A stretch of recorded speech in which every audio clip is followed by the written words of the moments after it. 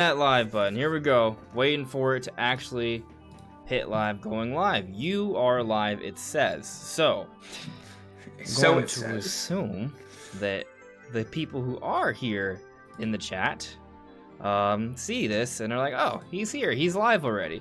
So, welcome everyone. This is On Just Restart. I am joined by Brandon from, I'm going to get it right this time, WhataboutNodnarb.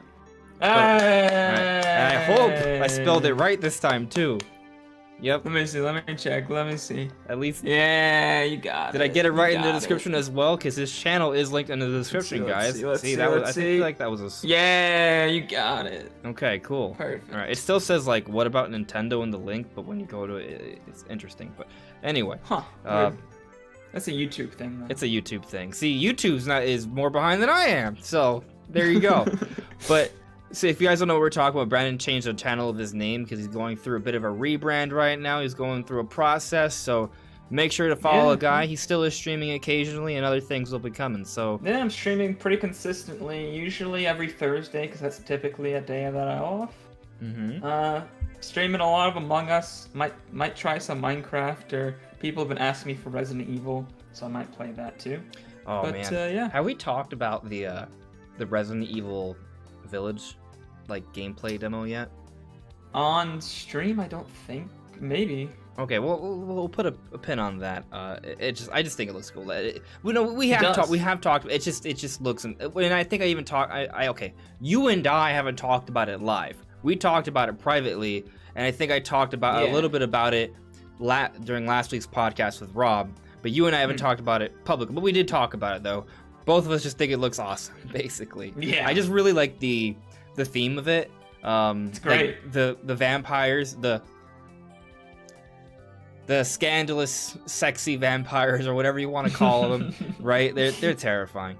And then there's werewolves outside. Like, you're just boned from both sides. Like, if you get out of this place, which just seems like impossible, you're then gonna get mauled by werewolves. Like, it just, But the theme, the old village, that there is some level of Resident Evil 4 theme, there's some of that atmosphere more there. That castle and village. Resident Evil 4 is one of my top 5 favorite games of all time. It's my favorite non-Nintendo game, just for the record. Granted, I played on the Nintendo GameCube where it came out first as a timed exclusive, and it ran the best on, just for the record. But it's my favorite non-published Nintendo game ever. Love it so much. It's one of my favorite games. I've bought it several times. I love that game.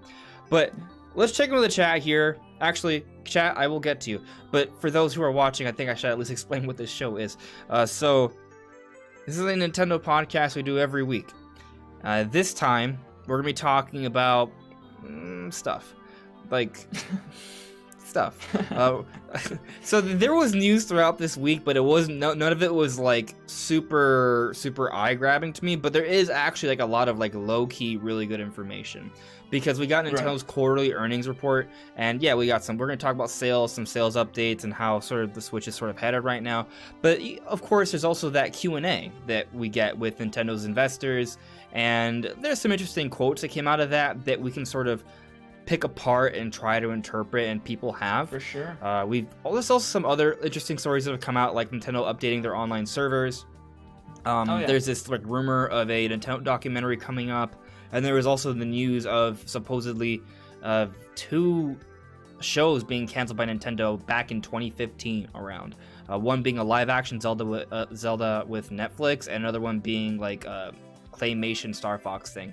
There's, like I said, there's some things here, right? But of course, all of this together, ultimately, most of the earnings report stuff, that sort of has implications for the rest of the year, which is what I know what a lot of you are sort of excited to talk about.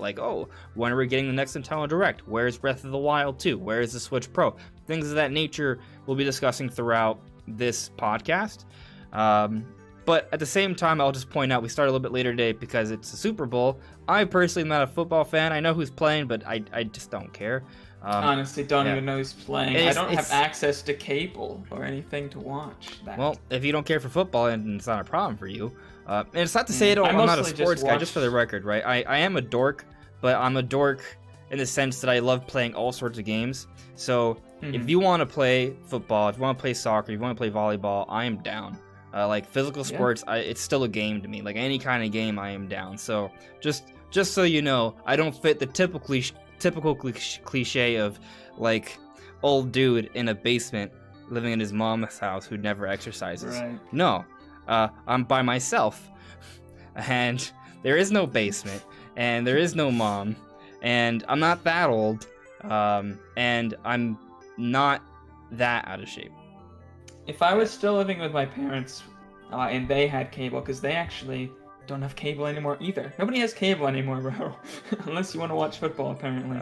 But I used to watch football all the time. We kind of made it. It wasn't really even that I liked watching football. It was just like I liked hanging out with my family and cheering for my team. And then we had like snacks and stuff. So I didn't really care too much about the game other than my team. But I still enjoyed that aspect. Yeah, for sure. Yeah. Let me address the chat real quick, and then we'll jump into the swing of things here. Guys, let me know if everything is sounding okay, if everything's looking okay. In case there is any sort of hiccups, it's better to sort of point it out now before, we actually jump into the swing of things here. Hello there, Ronnie Fazio. Good evening, Super Chris. Beverly Carter, hello. Birdman. Drone President. I'm doing well, thank you for asking. Joseph Licavoli.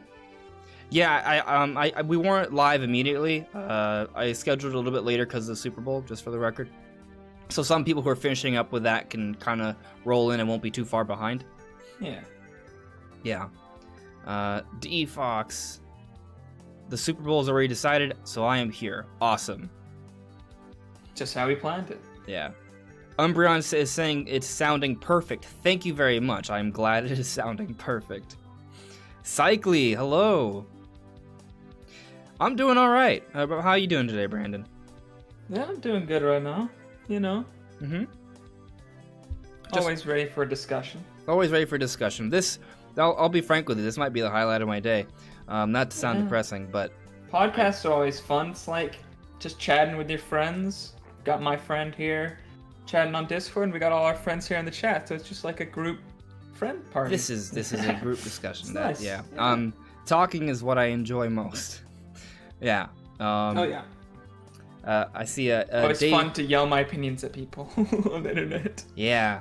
We haven't had too many screaming. We try not to scream too much. We usually we need Nintendo Directs for that. Yeah.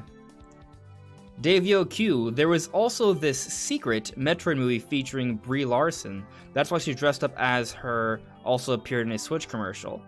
I mean, Really? That sounds like heavy rumor territory.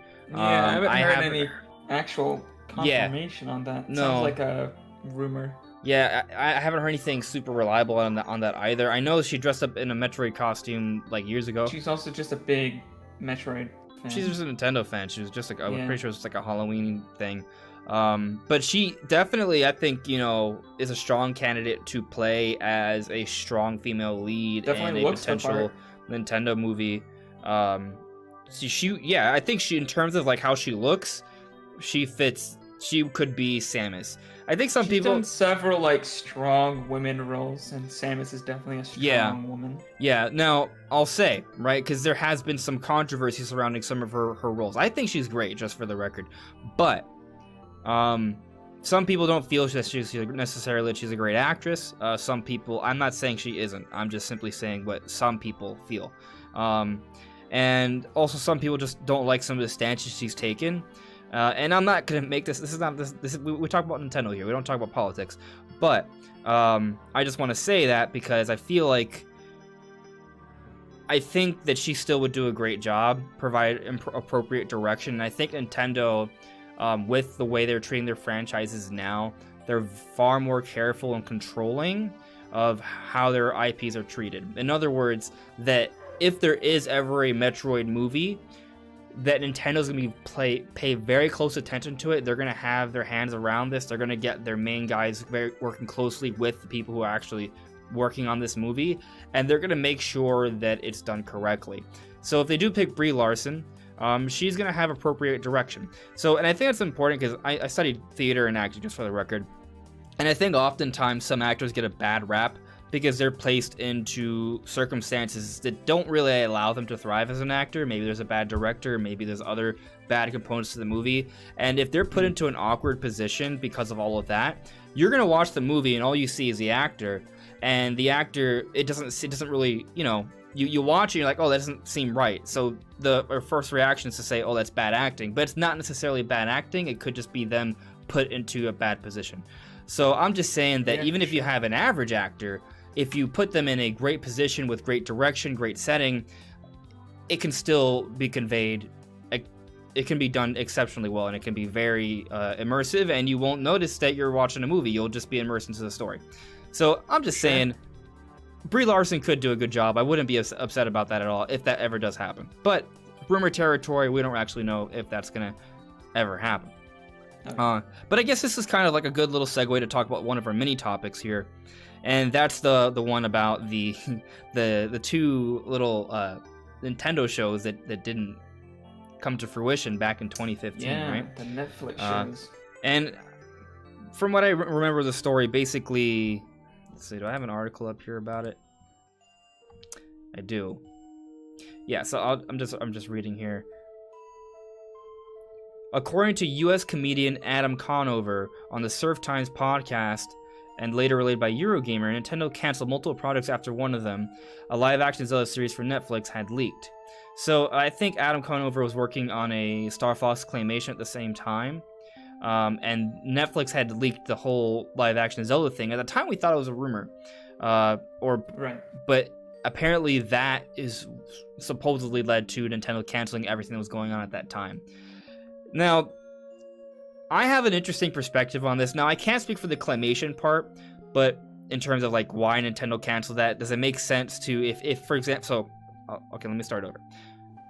So if Netflix leaked that they were working on a live action Zelda series, right? That's huge. Apparently, Netflix did it on purpose. It wasn't an accident, right? That's a big difference. It's not like an employee just suddenly decided, hey, I'm gonna leak this for some attention. No, Netflix themselves intentionally leaked it. They had a calculated decision as a group, their executives, to leak this. Yeah. So, but this was against Nintendo's will. And here's the thing, as I was talking about earlier, Nintendo's very careful about their IP. Ever since that terrible, horrendous Super Mario movie many years ago in the early 90s, I want to say, Nintendo pulled away from the film industry because they didn't like the way their IP was represented. They didn't have too much control over it, and because they didn't have control over their IP, it was misrepresented. So Nintendo stopped doing stuff like that for many, many years, and now, you know, where we're at now, Nintendo's starting to get back into that. But when you see Netflix do this, it's exactly what it's one of the big reasons why they stopped to begin with, because Netflix is sort of expressing control that Nintendo doesn't want them to have. So that's not a good way for Netflix to work with Nintendo. You see how if you pay attention to the history here, I can understand why Nintendo would do that, because why would this other company start making decisions like this when we're not even ready to make a public announcement? Maybe they were still in the planning stages. Maybe Nintendo wasn't entirely sure they would go forward with the project. And I actually think that this kind of makes sense when you consider this Star Fox claymation thing, which isn't necessarily related to Netflix. Now, the idea of Nintendo canceling the claymation thing because of the Netflix leak seems a little dumb because they're separate projects, and it almost seems like Nintendo's being cast in a way where, oh man, we got one leak there, let's just cancel everything with everyone. That's what Adam Conover seemed to have suggested. I'm a little skeptical of that because that just seems a little too dumb. But, you know, Nintendo isn't perfect, right? So that could be the case. But of course, this is also back in 2015. Nintendo has changed since then. We're already in 2021. I mean, this is during the Wii U era. Nintendo during the Wii U era was not great. But that era, I think, led to a lot of lessons that have sort of made Nintendo a lot better now.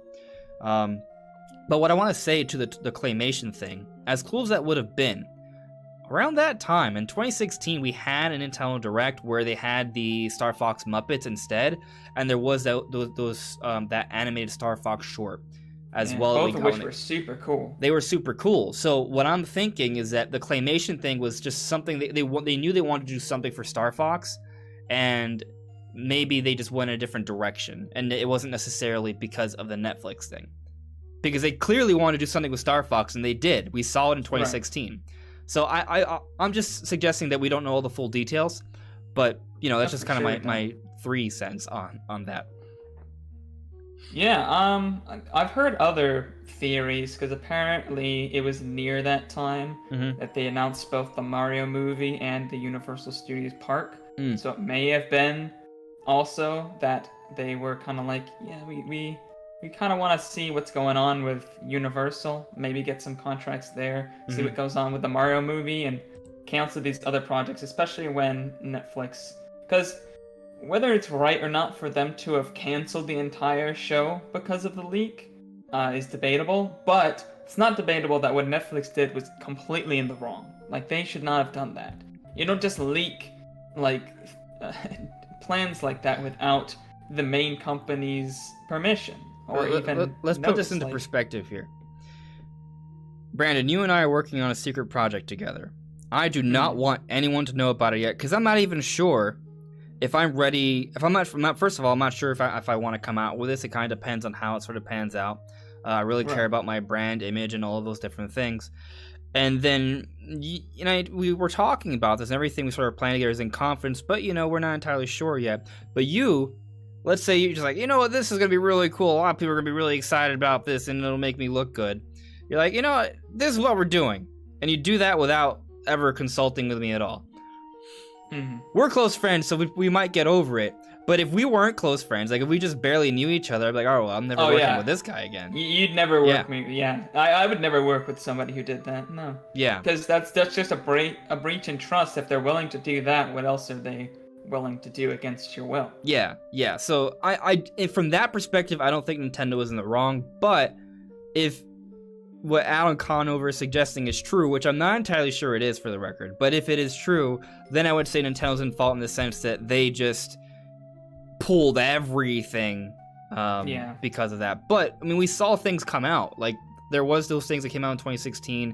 I have to double check when they made announcements about the Mario movie and the Universal contract, but that's doesn't sound too far off, because I think, the NX we knew about the NX at that time, I'm pretty sure, and in 2016 it's like a big blowout of information early 2016 about that kind of stuff. Yeah, so you're right, it actually probably isn't too far off there. So that they didn't pull everything, they just pulled some things, and there could be other reasons behind it.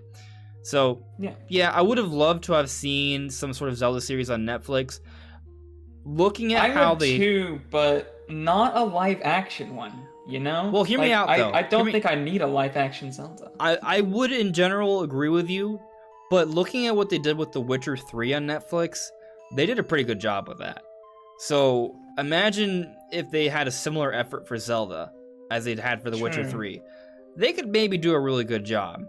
Now, it's a little bit easier for The Witcher, though, because it's already a very realistic style. Narrative-driven. And also realistic style, Yeah, that's a good point, and I totally agree with that. I'm not saying it's not possible to get it done, but if you think about Zelda, if you want to represent Zelda appropriately, I feel like you gotta have dungeons, you gotta have the Triforce involved, you gotta have Princess Zelda, you gotta have some sort of Ganondorf kind of thing. Like, there's a lot of those elements there, but like the dungeons, right? Like, so there's gonna need to be dungeon exploration, you're gonna want to have the Master Sword. Like, how do you build up to that? Like, do you just have a whole episode where you're just in the fire temple? I think the dungeons could be really cool if they style them more like Indiana Jones style temples. I just think they're solving puzzles and dodging stuff. There's puzzles and fights, that's all exciting, but there needs to be like a narrative to each one. And I'll actually say that if you think about some of the best dungeons throughout Zelda history, there was somewhat of a narrative or history there. And I think that's what they would need to do. They would need to focus on these stories for these different points of interest that Link explores throughout his adventure. And obviously that all has to sort of connect to this overarching big story here that has a very satisfying ending. But that's the other thing, though. Zelda has never focused on story necessarily. I'm not saying there hasn't been some good ones. Skyward Sword was amazing, for example. But point is, they've always focused on gameplay and things of that nature, so it's just challenging. But not impossible, but challenging. Zelda has very good lore, though.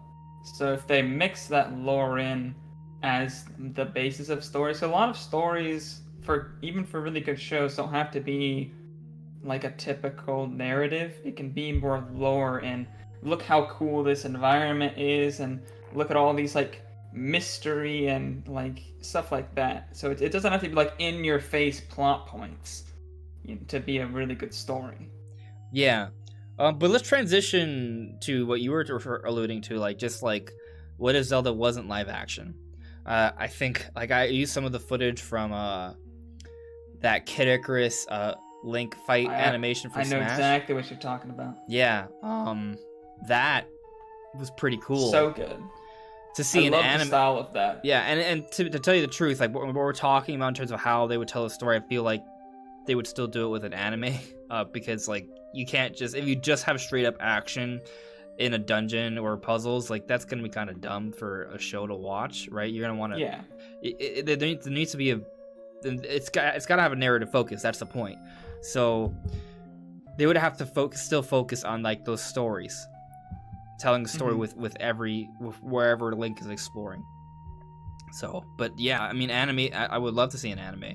That would be awesome, and also probably lower budget. Like it could still look amazing, but it wouldn't be as expensive as the Witcher 3 series, for example. But yeah, we'll see what happens. I mean, we know Nintendo is working on this Mario movie. They're taking a really long time to announce it. And actually, I saw a question from Drone President the Controller, because he had added me. Do you think Nintendo is going to announce the 2022 Super Mario movie this year? Do we know what's coming out in 2022? I mean, I'm not saying that doesn't make sense. Actually, I have heard. I'm pretty sure they actually did say something about shooting for a 2022 release date. That's their target. It's been a while since I've looked it up. That sounds about right. Same. Because I mean, this thing's been in the works for a really long time. But movies definitely rings a bell. Movies can take about as long as video game development, sometimes longer. So, it's kind of weird when you think about it. But anyway, it's. Yeah. I mean, especially an animated movie. There's a lot of work that goes into the animation there. Yeah, true. I think they should announce it this year. Something. Like, give us a little... they don't have to give us a massive trailer, but at least like a little teaser. You would think they would have done it for Mario's anniversary, but maybe that's one of the things that got delayed because of the pandemic, you know? But it's definitely possible. Yeah, we'll see. I mean, we have this whole year ahead of us. If it is coming out 2022, I would say 2021 would be a good guess for them actually giving us like a little bit of a trailer there. I mean, it was announced when like 2016. I doubt they actually started working on it like immediately. Mm-hmm. They were probably very much in planning for a long time. Mm-hmm. But still, like 2022 would be 6 years after they announced it. Have we heard anything about casting or anything like that? I don't think we have. No. It's all been very hush-hush. I'm sure they already have casted everybody, but... Maybe. Or maybe, maybe not. Who knows? It's been very hush-hush, yeah. I got a super chat here from Taker610. Thank you very much, Taker. Taker says, Nintendo, give us something already. Yeah, I would like to see something. But Bowser's Fury is coming out pretty soon. Like, the end of this week soon. So... I wouldn't be surprised if they just focus on that this week, and then afterwards, maybe we start getting some news of something. Maybe. I mean, they could still do it this week. They could, but we'll see what happens with that. I'm still holding to the thought that it may be till April till we see a Direct. I really hope you're wrong. I don't know, man. It's just the feeling I got. Yeah. No, I get it. I mean, I think... And that's for a Nintendo Direct, by the way. There's still going to be a Pokemon Direct, most likely this month, and things like that, but... as far as a full-fledged Nintendo Direct... Do you think we're going to get any Zelda news in February? The anniversary is on February 21st. Oh, yeah, the anniversary. Yeah, I think it's likely. You think so? Well, when you say likely, what do you think? Like a Zelda Direct? Just a trailer of something? What do you think? Yeah, I mean, it's really hard to say. I would love to see a Direct, but at the same time, I think it depends on if they have it depends on obviously what their plans are, but I think it depends on what they're planning to do with Breath of the Wild too, and its announcements. Yeah. because if they don't have a lot to say on that, they may not want to do a whole direct and then not talk about it, you know? But if they do have a direct, they could just announce the release date, and I think fans would be at least happy enough with that. But yeah, I'm not really sure what to expect, to be honest, but I'm hoping for a direct. Yeah, I'm hoping for like something amazing. Maybe a Zelda Direct, maybe just a Direct Mini, but still talking about Zelda things, or a general Direct that has a Zelda focus. Something like that is what I'm hoping for, and I think it can happen. That doesn't mean it will happen. I just think it can happen, right? There's a difference between can and will. But I'll say that like once they're done with Bowser's Fury, like they can start marketing other things. Like that's what Nintendo does. Like, and they market several things at the same time.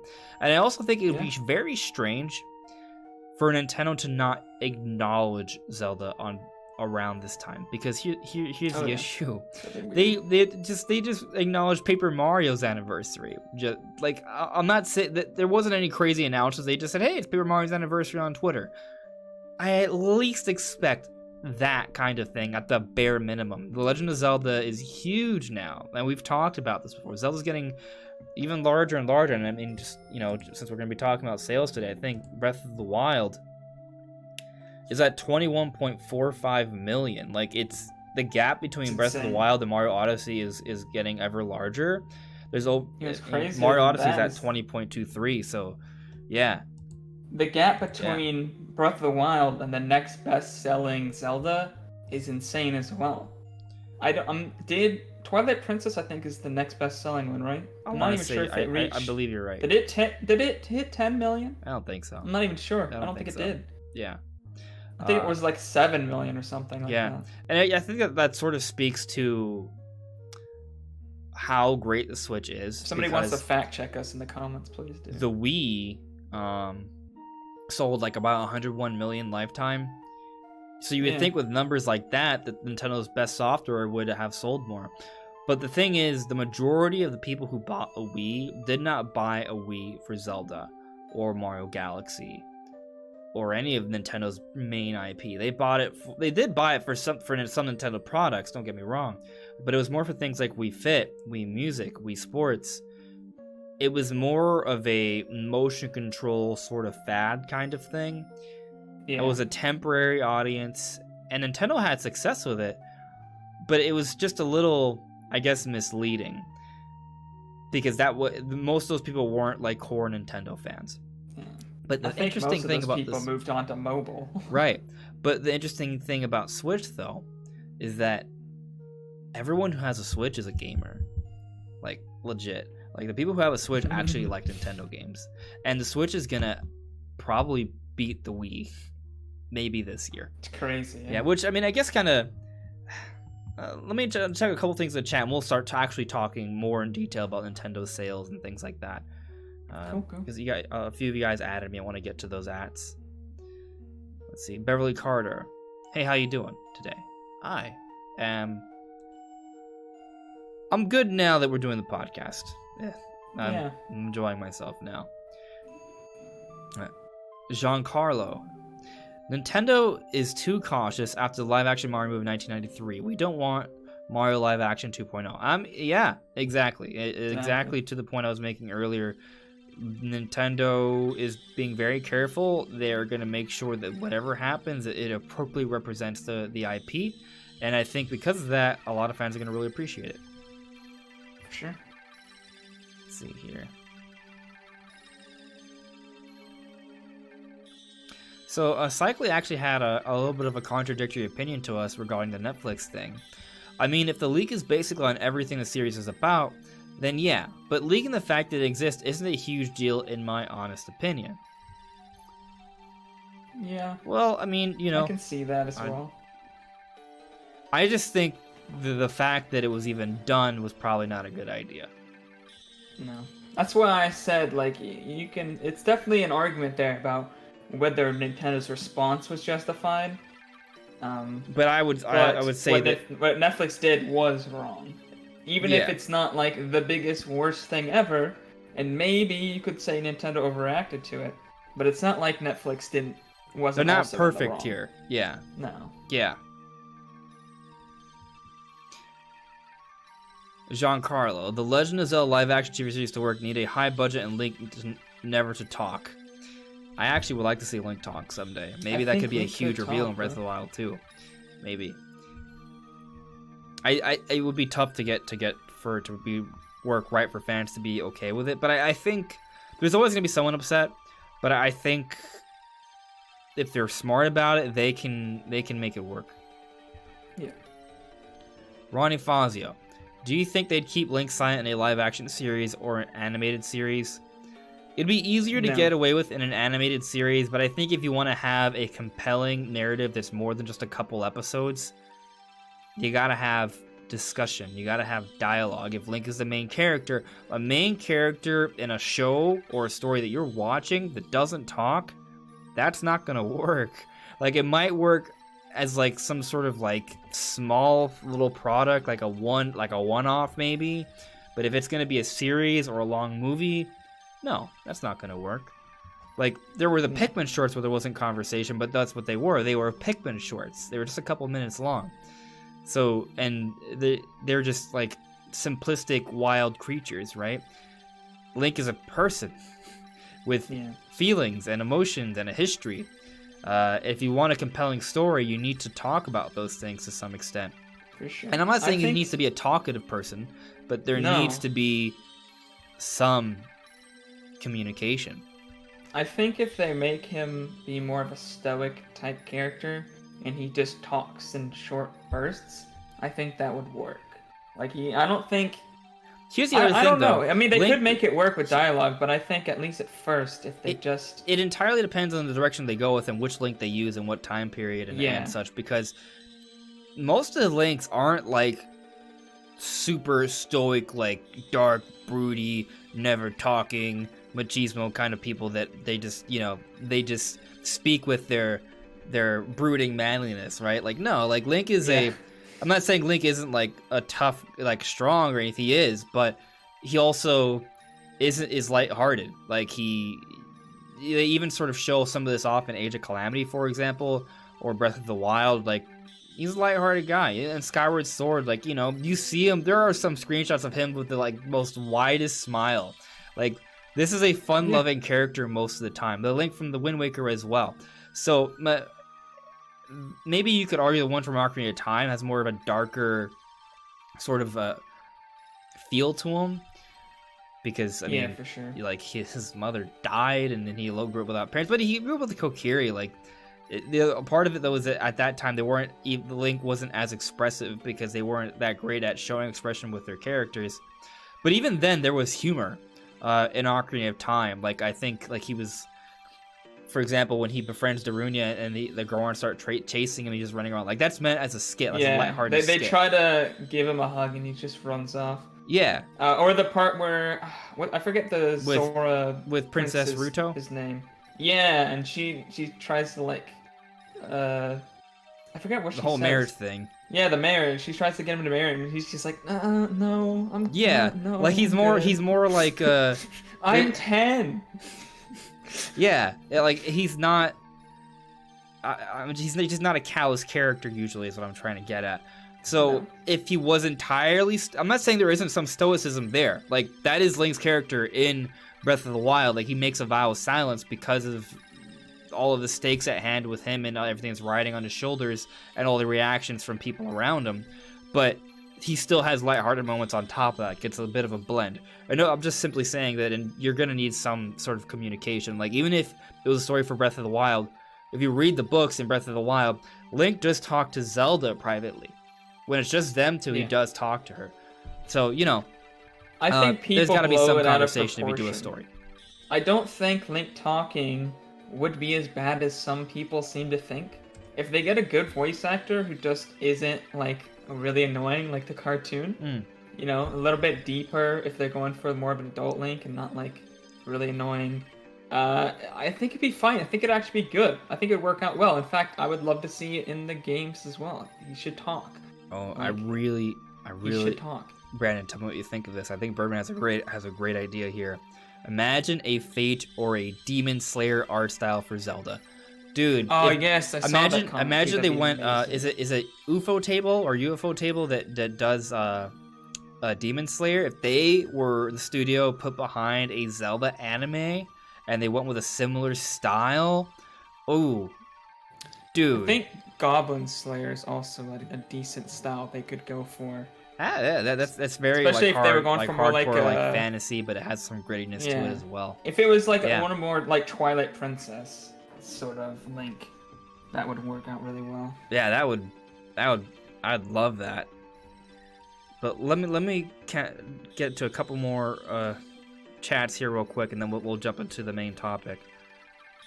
Kevin, nah, if Link talks, that'll be like if Ash evolves as Pikachu. Fans will riot. I don't know. I think eventually they gotta do it, man. Jean-Carl, Link is a young man of few words, and I think that if he does eventually talk, he's still a man of few words, but there are words. Yeah.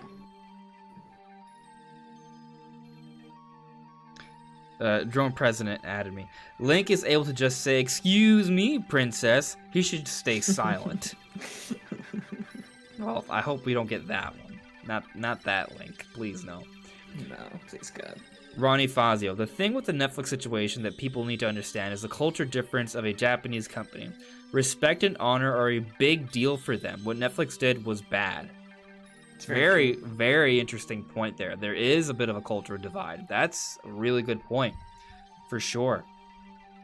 But let's start talking about this Nintendo sales stuff, and then that'll transition to some of the Q&A things that could have some implications for 2021, and just what Nintendo's planning here. So I don't think we need to go like into too much detail, but I mean we'll see what happens. But basically right now, the Switch is at, as of December 2020, 79.87 million copies sold. It has overtaken the Nintendo 3DS, and it's now the fifth best-selling Nintendo system of all time. The Game Boy Advance is at 81.5, Game Boy is at 118.7, Wii is at 101.6, and the Nintendo DS is at 154. At this point, I feel like it's pretty easy to say that the Switch is going to at least be the second best-selling Nintendo piece of hardware ever. Oh yeah, I mean it's not even close to being done. It's just halfway. I feel like it's, we've said this before, I feel like it's halfway through the lifetime. That seems what the Nintendo president is hoping for. That's halfway through its lifetime, so I could easily see it approaching the Wii. I mean, there's a lot more gamers now than there were back in the day, and there's just a gaming culture has evolved to where people don't see it as like this weird nerd thing. Like it's almost cool to be a gamer nowadays. Yeah, which is great. We have come back. We have risen up. We are becoming mainstream. Yeah. Yeah. Let me show you guys what I'm looking at here. It'll pop up. There we go. So, as I hope you guys can see on stream, this is just Nintendo's sort of like sales website. We've shown this before, but this is an updated look at it. As you can see, you see the numbers. 79.87. That's where the Switch is at. 3DS is at 75.94. So, or it has already passed it by a few million. But I think the really interesting thing to look at here is the software. Oh, yeah. So the Switch is at about the same amount. It's overtaking the 3DS, but only by a few million. And looking at how much hardware has been sold, and you look at how much software has been sold in comparison, that ratio is far, far stronger on the Switch. And I think this is really important because a couple things that we need to keep in mind here. One, the Switch is still a long way to go, right? So that 385 for the 385 software copies that have been sold for the 75 units have been sold for 3DS. That's over the course of the entire lifespan of the 3DS. So that person that bought the 3DS on day one, they had 7, 8, 9 years or whatever to buy games. So to kind of continually build upon that. The Switch is maybe only about halfway through its life cycle. People are going to still buy games. In other words, we may end up seeing the Switch sell like over 1,000 million, like a billion. Oh yeah, that would be what that number is. You're right. 1 billion, exactly. We may see 1 billion in software sales. That'd be insane. That would be insane. But I think there's also something else we should point out. Because while those numbers may seem great, we should also factor in that the Switch is what Nintendo does now. It isn't like Wii and DS or 3DS and Wii U. The Switch is it. Now, what Nintendo's doing is that they diversify that a little bit because they have the Switch Lite, and maybe we get a Switch Pro later this year. So there's going to be a few different SKUs that Nintendo's going to be selling, and that gives more options for fans, and they can sell more with that. And maybe there probably will be some double dips, of course. But I just feel like it's still worth noting that because, sure, we could say that maybe the Switch does eventually outsell the Nintendo DS, right? But I think what's really important to consider here is that while the Nintendo DS sold over 154 million, that was thriving around the same time as the Nintendo Wii. Nintendo was supporting 2 main systems at the time, and that sold over 101 million.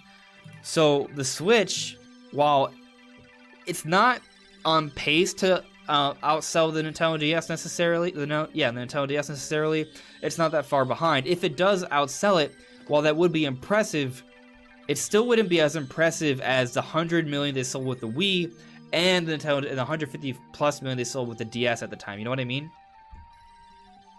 Yeah, I mean that's what, over 200 million units. But the Switch's saving grace here, as I was talking about with the software, is that the amount of software the Switch is selling is just super, super potent. So if we do see over $1 billion in sales for that that's going to go a long way, because Nintendo makes most of their money on software.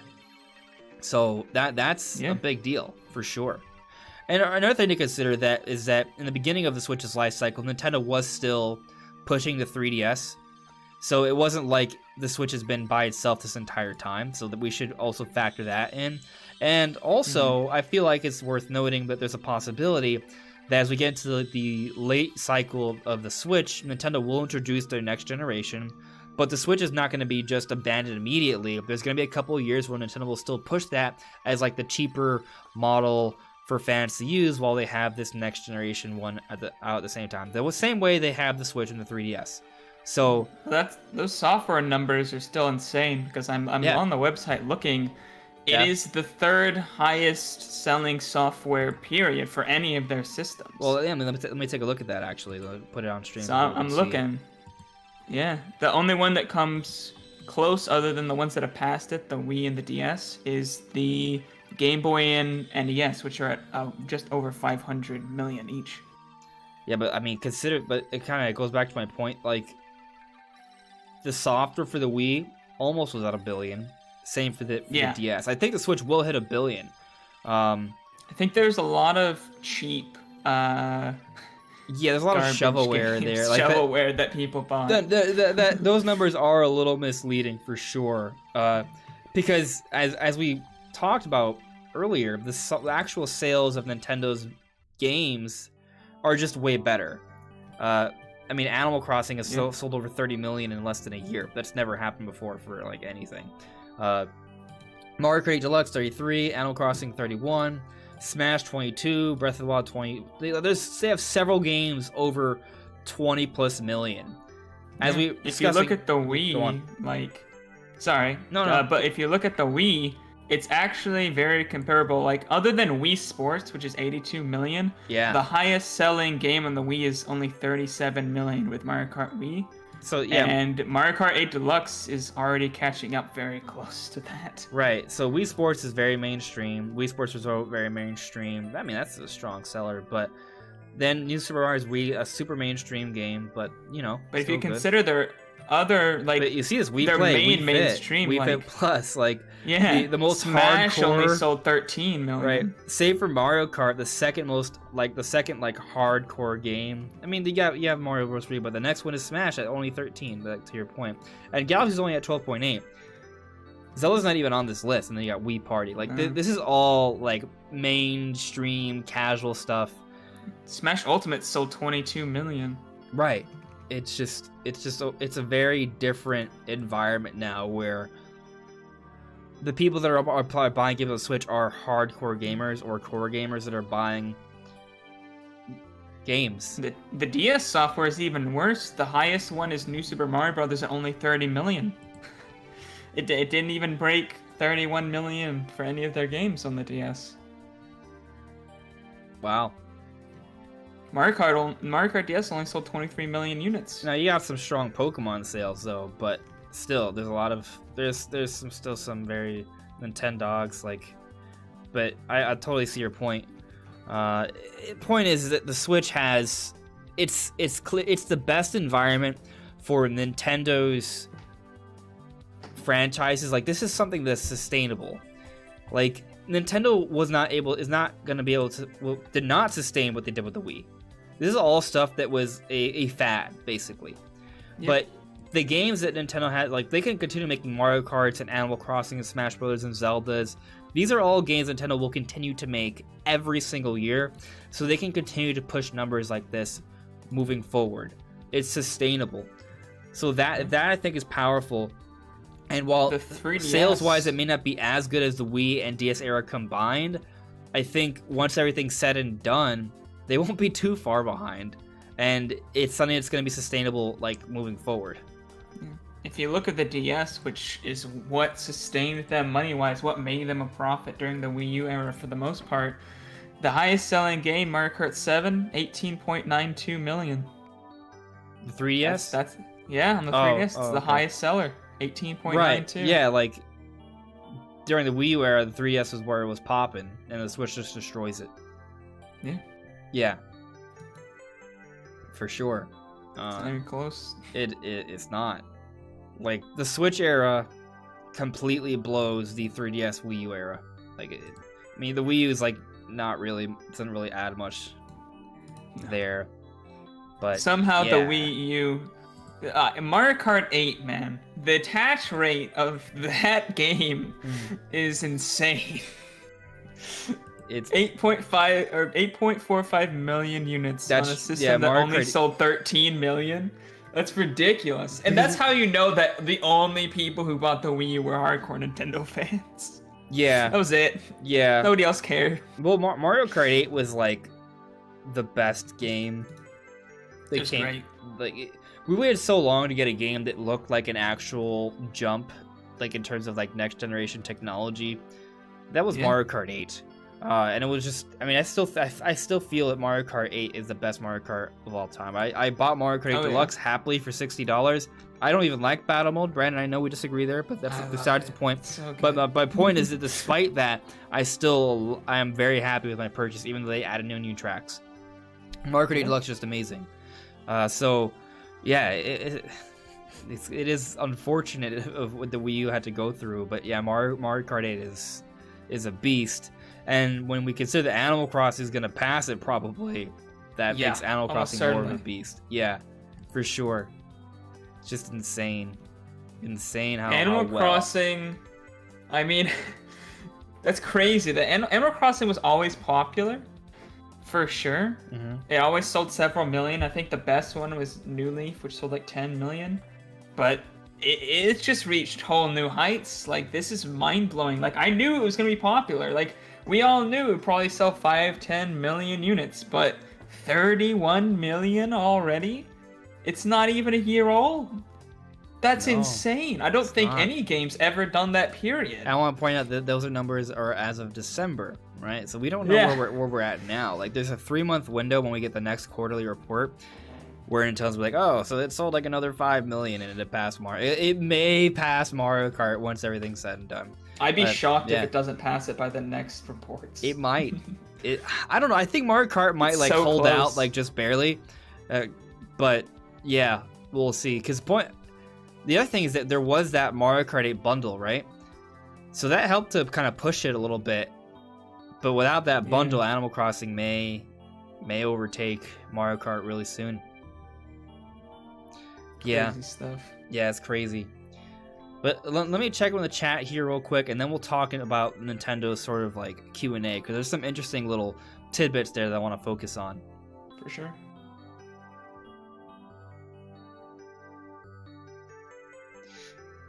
Let me see here. Jean-Carl, 1 billion software. Wow, yeah. I think the Switch could do that. I mean, they're on pace to go beyond that, is my point. Paint Fat Purple. Switch is more expensive than DS and Wii, and the games are more expensive. All fantastic points, actually. So they're technically making more money from them, and it's selling better. Well, as a singular device.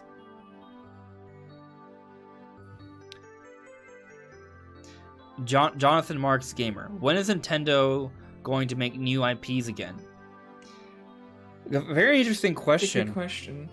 So Brandon, I want to talk to you about something. I don't know if you've gotten a chance to see any of my speculation this week, but I finally started talking about Monolith Soft's project because you were this is a behind the scenes thing. But one day Brandon was like, Andres, I have a bone to pick with you. Yeah, I watched his video and I just had some critiques. His criticism was like, you're not talking enough about Monolith Soft's secret game. Why? You know it exists. We've talked about. Why aren't you talking about it? And at the time, it was just like, you know what? I just don't know. But it makes a lot of sense because the thing is, here's a theory. Okay, I don't know if you've heard this yet. And I'm not saying I believe it's hardcore. I just think it's a possibility. I think there's a chance Monolith Soft could be working on a new IP. But this new IP might also be a spin-off from the Zelda universe. I know, might seem far-fetched, but consider this. If Nintendo's gonna have a full blowout for Zelda's 35th anniversary, maybe they have some things beyond just Breath of the Wild 2 in a remaster. And if they do come out with a whole bunch of remasters this year, or they bring out all the games on the eShop, Nintendo will then not have as many Zelda games to release in the coming years because they want to come out with at least one Zelda game per year. So if they have this full deluge of old Zeldas on Switch this year, what are they going to do afterwards? Well, maybe they start coming out with 2D Zelda games and more Zelda spin-offs in conjunction with the 3D Zeldas that can only happen like every 4 or 5 years, right? Link's crossbow training too. Preferably things more exciting than that. Things more along the lines of Age of Calamity, or perhaps something along the lines of what Monolith Soft could do. So let me make my argument here. Monolith Soft has made the Xenoblade games, these amazing sci-fi fantasy open games. If you look at the music and some of the themes, they jive really well with Zelda fans. I think you would agree with me there. But they've also worked on Zelda games. Monolith Soft helped to develop both Skyward Sword and Breath of the Wild. They work closely with the Zelda team. In other words, they have experience working on Zelda, and they've communicated with the Zelda team a lot. So if there's any other Nintendo studio that would work on Zelda, Monolith Soft is actually like the one that has the best actual resume for it, say for the actual Zelda team. But then when we go back to 2017, there were several reports of different hires. There were hires that came out that they were for like maybe potentially an MMO or some sort of action game where they alluded to making some sort of new kind of game that would be different from the brand of Monolith Soft. Yep. But what's also interesting is that came out with a whole bunch of concept art that seemed very Zelda related. There was that one like blonde sort of warrior kind of princess character, basically like Zelda with a sword. Like that's what it was, Zelda with a sword. If Nintendo said that's Zelda with a sword, no one would have disagreed with that. There was even a red dragon in that picture that could have been Valu or Volvagia or perhaps Dinral. Like a red dragon. I know that's maybe just kind of pulling out of thin air there. But there was other pieces of concept. There's one that was just an exotic open world, but there was another that literally had Triforces in the image, and it was like a ruined sort of temple-looking place with this angel-like statue that basically looked like a realistic version of the goddess statue. In other words, like, it could have easily been concept art for realistic Zelda. Easily. There were Triforces in the actual ruins. So, and the other interesting thing is there was another report around that time that Monolith Soft was hiring for a Zelda project. That's confirmed information. They were hiring for a Zelda project. Where there's debate, though, is what Zelda project. I think everyone just assumed, oh, they're just hiring more help so they can help out with Breath of the Wild 2. Makes sense. They worked with Breath of the Wild 1, Skyward Sword, sure. But it doesn't have to be that. They don't, they could still have, they have several studios. They may already have a team that helps out with that. They're not the main team for it, for the record. So how much hiring do they have to do to just offer some assistance to the Zelda team? You know what I mean? So what if they're working on their own separate Zelda project? As far as I do think that concept art is it could definitely it's at least Zelda inspired. Like, it's obviously Zelda inspired. Whether it's for a Zelda game or not remains to be seen, but it's 100% Zelda inspired. You can tell. As far as the Zelda project, I looked into this a few years ago whenever it was first a thing. I'm gonna show people the images while you talk. Right. And the links for the hires, so the way they had their page set up is they had hires for Xenoblade, they had a separate hires for that new medieval project that the concept art's for, and then they had a whole other separate thing for the Zelda project. So whatever that Zelda project is, it's not the same thing as the medieval project. They're two separate entities. From how their hiring page is set up, that's how it seems to be, because they have those in like essentially 3 separate segments of hiring, so they don't group those together. So that's not to say that the medieval thing isn't Zelda, it's just not the Zelda hirings that they were talking about from what I can tell. Now it's hard because the but I mean, they also could say that, but they Japanese, but the other thing is that they can say that they can have different hirings, but they're not going to divulge all the information, right? Like so there's some room for interpretation, sure, but I think you agree with me though. There's definitely a potential that they could be working on some sort of Zelda spin-off. I think there's definitely potential. I think it would actually be super cool if they were working on a more RPG style Zelda game. What if they were working on an RPG, a real-time RPG MMO in the Zelda universe? That'd be cool. Think about if you look at. I don't know if Nintendo wants to do an MMO. Oh, hold on a second though. This actually brings us another interesting topic. Before we even get to the Q&A, we don't have to focus too much on this one, but Nintendo's is updating their online servers. So and from what we've heard, they're actually better. They did a test run with Monster Hunter Rise, and it worked pretty well. So it seems like Nintendo's finally updating their servers. This is the first time they've ever updated their servers since they actually used online servers for their games. So it's kind of an interesting step I understand. I looked into it a little bit, but I don't know a lot about servers, so it was kind of hard to understand. But from what I understood, it's more like the netcode that connects you to servers is what they're changing. And not the servers themselves. So like, obviously they use like peer-to-peer for a lot of their stuff, but the netcode that connects you to the peer-to-peer is what they're changing, and that is good because that will help a lot for lag and things. And it has the option. It doesn't necessarily. We don't know if Nintendo will use it, but they do have the option for implementing actual servers into it.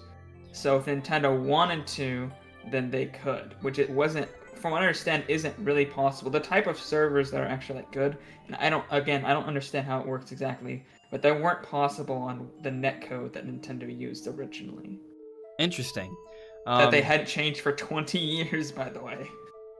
Or something like crazy. That. Something ridiculous. I mean, but the general gist there is that they are making things better. But I'll go ahead and read this, which is where most people got the information from.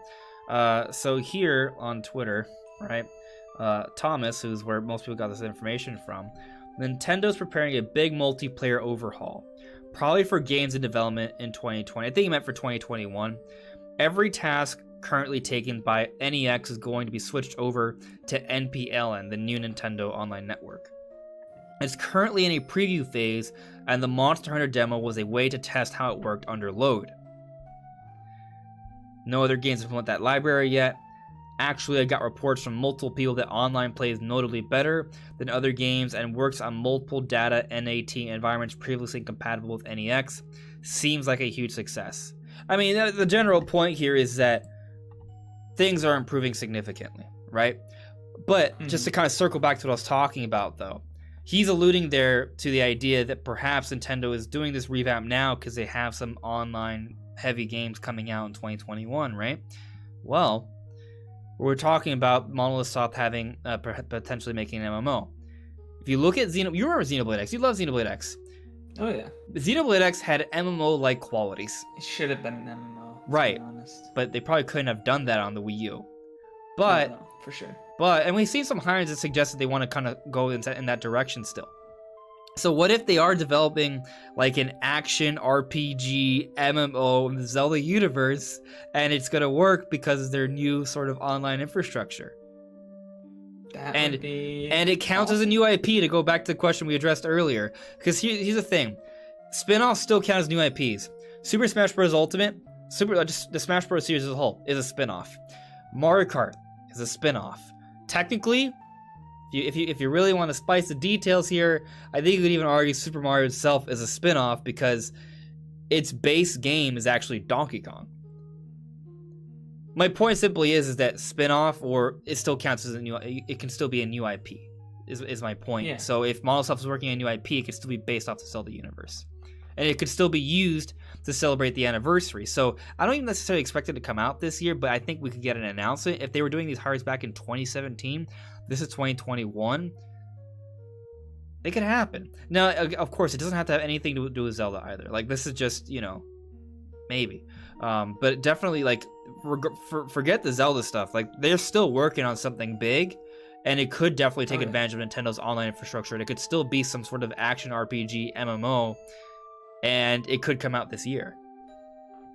Yeah, it could be great. I wouldn't be too surprised if a Monosoft game comes out this year, because it's been a bit. And they usually don't take that long to make their games, except Xenoblade Chronicles X. But like the Xenoblade Chronicles 2 took them 2 years, and they had like barely any of their staff actually working on that. Yeah. So assuming they've been making tons of hires, they've expanded their staff so much that I think that they have more people to actually work on their own projects now. Yeah. So yeah, they're 3 or 4 years of development for them, and they could push out something incredible. Something huge, something like a massive MMO. We'll see. I'm not saying I wouldn't be against it, man. I'd be all for it. It would be different for Nintendo, and it would be a good look for Nintendo to finally have I mean, they have some online-centric games like Splatoon, but this would be like the next, like another jump in that direction. So I think that'd be very exciting to see. And that's not the only other potential big online game we could see this year. The ARMS Mario Kart team hasn't come out with anything since 2017. ARMS Mario Kart, some of the biggest multiplayer online games we've seen recently from Nintendo. This team has been developing something since 2017. Odds are it's going to be a multiplayer game with online sort of gameplay, right? Right. If Nintendo's planning to have some sort of major online overhaul here and introduce some new online games, which I think they need to do that. They need to continually release both big single-player adventures and multiplayer adventures. Yeah. Yeah, that also could come out this year as well.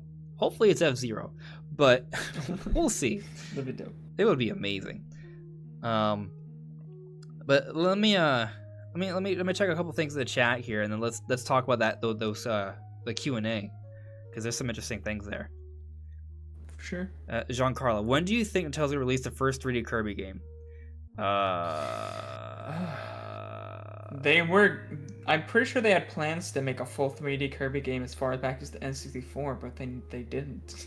They just decided not to. I think it's one of those things that it just works in 2D. Yeah. Like, how do you make a good 3D Kirby game? I'm not saying you can't do it. It's just that, like, what about 3D gameplay would be good for the Kirby franchise? Like, what kind of like, think of, like, it's got to be unique is my point. Like, Nintendo likes coming up with gameplay concepts and like, oh, we can build a game around this. So they would need to come up with something for Kirby that would be like, oh, we can use Kirby for it. Like, they may not even like use Kirby at first, but then also how kind of makes the games for Kirby, right? So, I don't know. So 3D is like inherently far more ambitious, and they typically don't make like the biggest, most ambitious games. So there's that also to consider. Kirby games and like Yoshi games they're like B tier games. They're not really. They're big, high budget games. Mm-hmm. They're nice platformers, but they're 2D platformers. That's what they've been for years. If they were to do something different, that'd be a huge departure. I'm not saying I wouldn't like it. I'm not saying it can't happen. It's hard for me to sort of like predict for that to happen anytime soon. unless there's like some piece of evidence that I'm missing. I know that House talked about that they want us to do some things for Kirby this year. It wouldn't surprise me if there's another Kirby game this year. That would not be shocking at all. I just don't know if it's going to be a big, brand new, open 3D Kirby game. Would be cool. Yeah, be cool to see what they could do. Yeah. Paint Fat Purple added me. Can I please get my dream of a normal Zelda RPG before some fancy pants MMO? Play Zelda 2. I'm just kidding. It's not really nice. It'd be cool. I mean, maybe that's what Monosoft is working. It doesn't have to be an MMO, right? We'll see. We'll see. But now let's get to the Q&A I keep alluding to. So there's two big things here that I want to focus on. One is related to Nintendo's plan for fiscal year for game announcements, and the other is related to Switch Pro. So I'm literally just going to read this out to you guys, and then we'll sort of extrapolate after. See if I can do this right. All right. So, I won't read the whole question, just the part that matters. Also, there have been no major titles released this fiscal year. So what will the software lineup look like for the next fiscal year? I love that question. It's kind of savage. It's savage. You guys release nothing. What's up? Right? So, Furukawa, the president of Nintendo, responds. And I'm going to skip the first paragraph. That's more related to sales stuff. Here, our software lineup for next fiscal year is a topic we will discuss at the appropriate time. We have already announced our plans to release Super Mario 3D World plus Bowser's Fury in February, followed by Monster Hunter Rise in March, and new Pokemon Snap in April.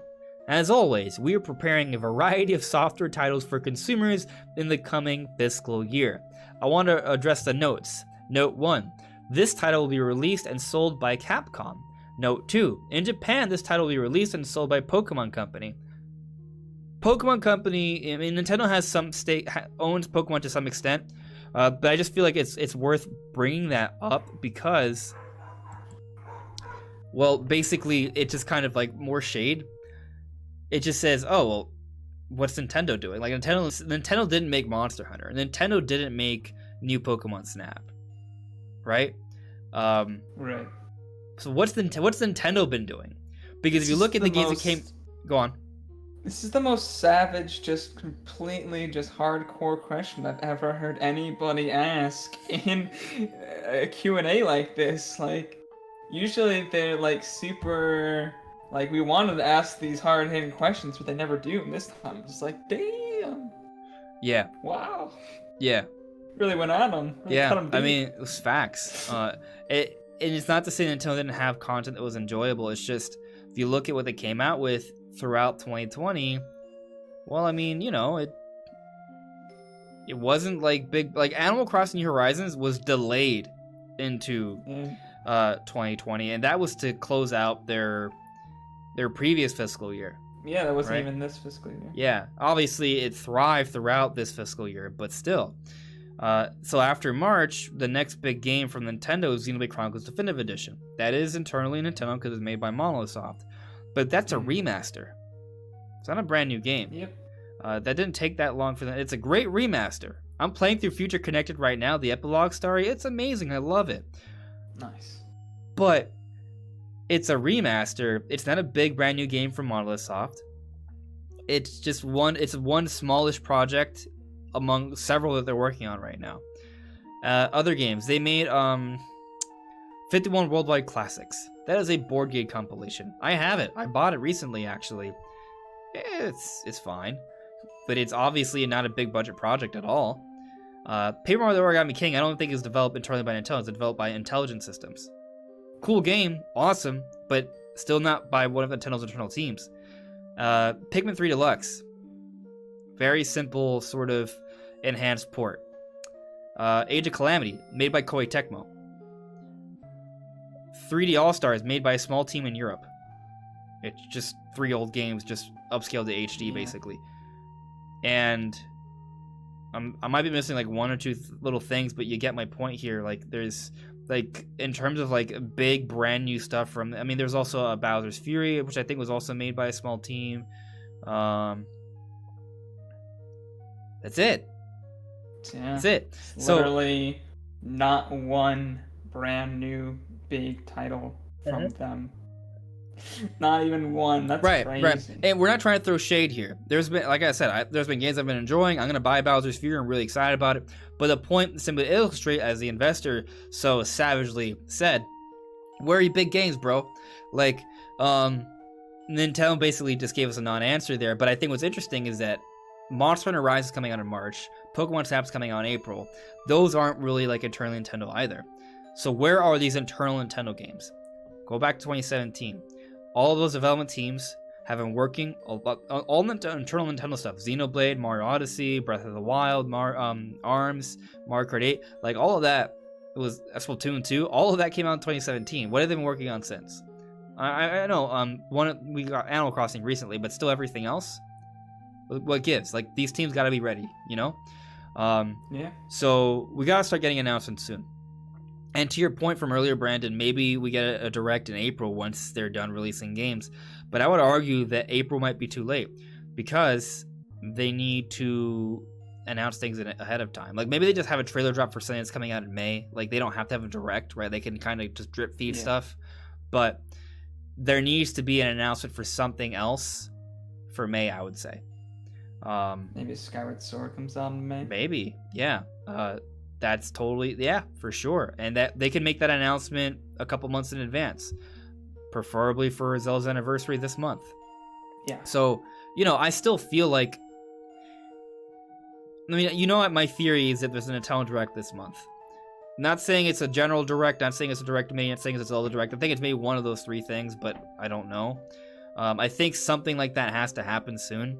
It doesn't have to be this month, but it kind of makes sense in my opinion because, well, one, there's a history of February Directs happening. In 2019, that's what we got. And then it was followed 2 weeks after with a Pokemon Direct. So if they were to do that this year, it'd be the same kind of gist.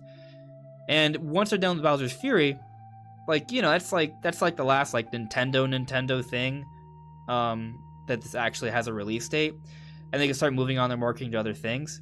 And they're going to want to have at least a couple months of a window here because this is no longer pandemic year where they don't announce anything for 6 months and then they just shoot everything out. It's like, it's all coming out in a few weeks. Congratulations. No, now they're actually giving us a little bit more of a window.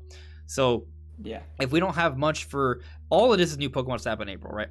Monster Hunter Rise is not even an internal Nintendo thing. Usually they have at least something come out in a month as well. So my point is that they're probably going to need to have announcements come out to at least close out the springtime.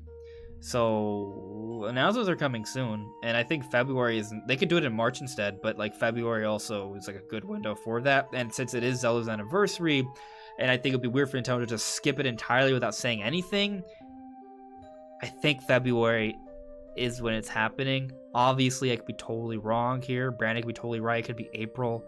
It could be just drip feed of information. We get nothing till summer, but that's just my theory. Yeah, I mean, I would be shocked if they didn't at least drop a trailer for, like, Skyward Sword HD on the anniversary.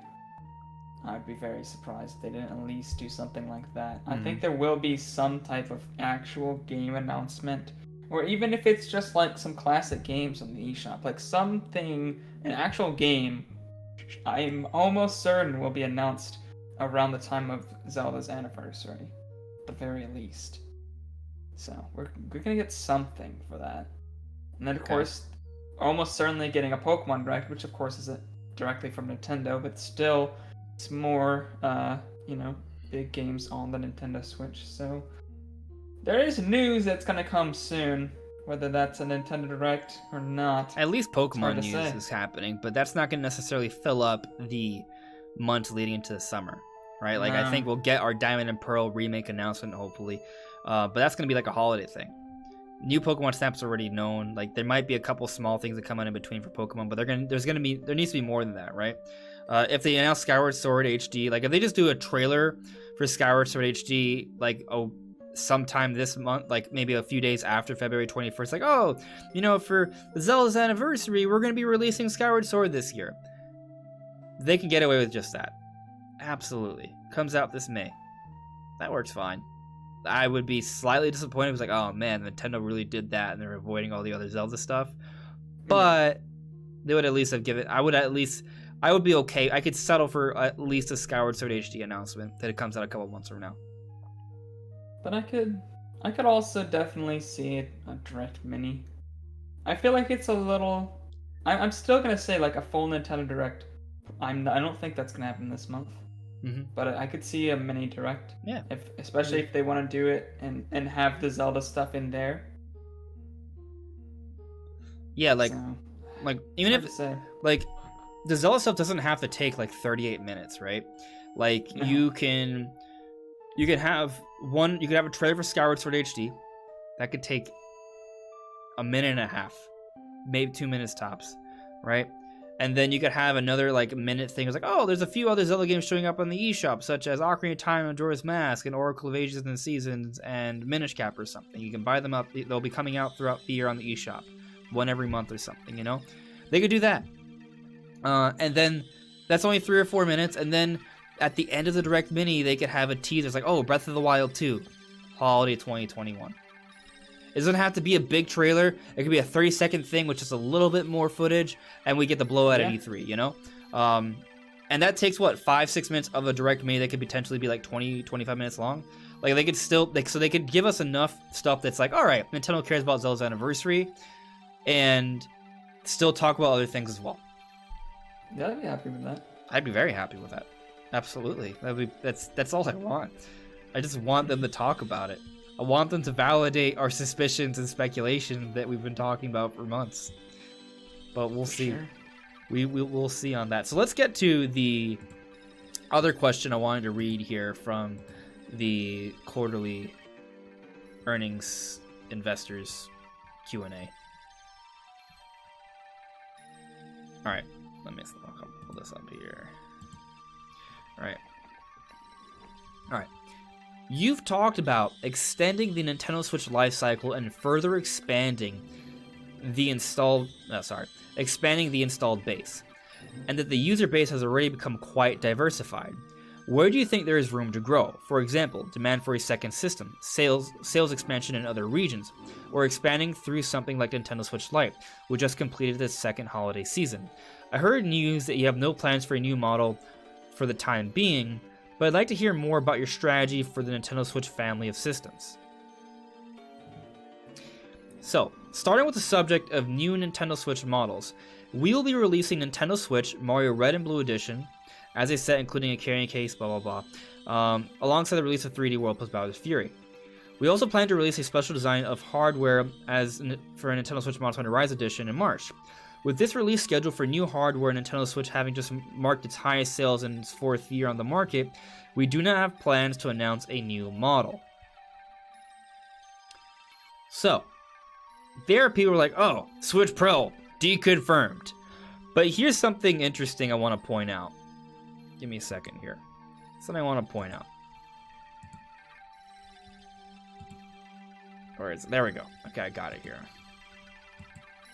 Alright, so here you see from Takashi Mochizuki, I believe. He did a little bit of a translation, read it. Question, new model this year. Not planning to make an announcement anytime soon as we have Mario version in February. He's basically summarized what I just read. Monster Hunter in March.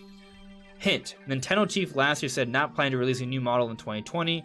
Today's was just not anytime soon. So that means... Exactly. So last year, during the quarterly earnings Q&A, Shuntaro Furukawa, the president of Nintendo, literally told us, confirmed outright said, there will be no Switch revisions or new models this year. That was last year. And since he said that, I feel that you and I were both consistent, Brandon. We were like, oh, yeah, it's not coming out this year because he would not lie to his investors. This is not a PR thing. They're not the executives don't lie to their investors. If there's an interview with like a publication, that's where it's a little different. But this is the president of Nintendo speaking to its investors, so they will not lie. So, but when we look at this Q&A here, nothing he said there discounts the idea of a Switch revision coming out after March. A Switch revision could come out in April, and everything he said there would be entirely true, and that's fine. So I guess the point I'm making here, and I'm being very long-winded about it, sorry, is just that Nintendo last year outright confirmed that there would be no Switch model in 2020. This year, they did not. and that's actually really important. Because if there were no plans, similar to last year, they would have just said there are no plans for Switch model this year.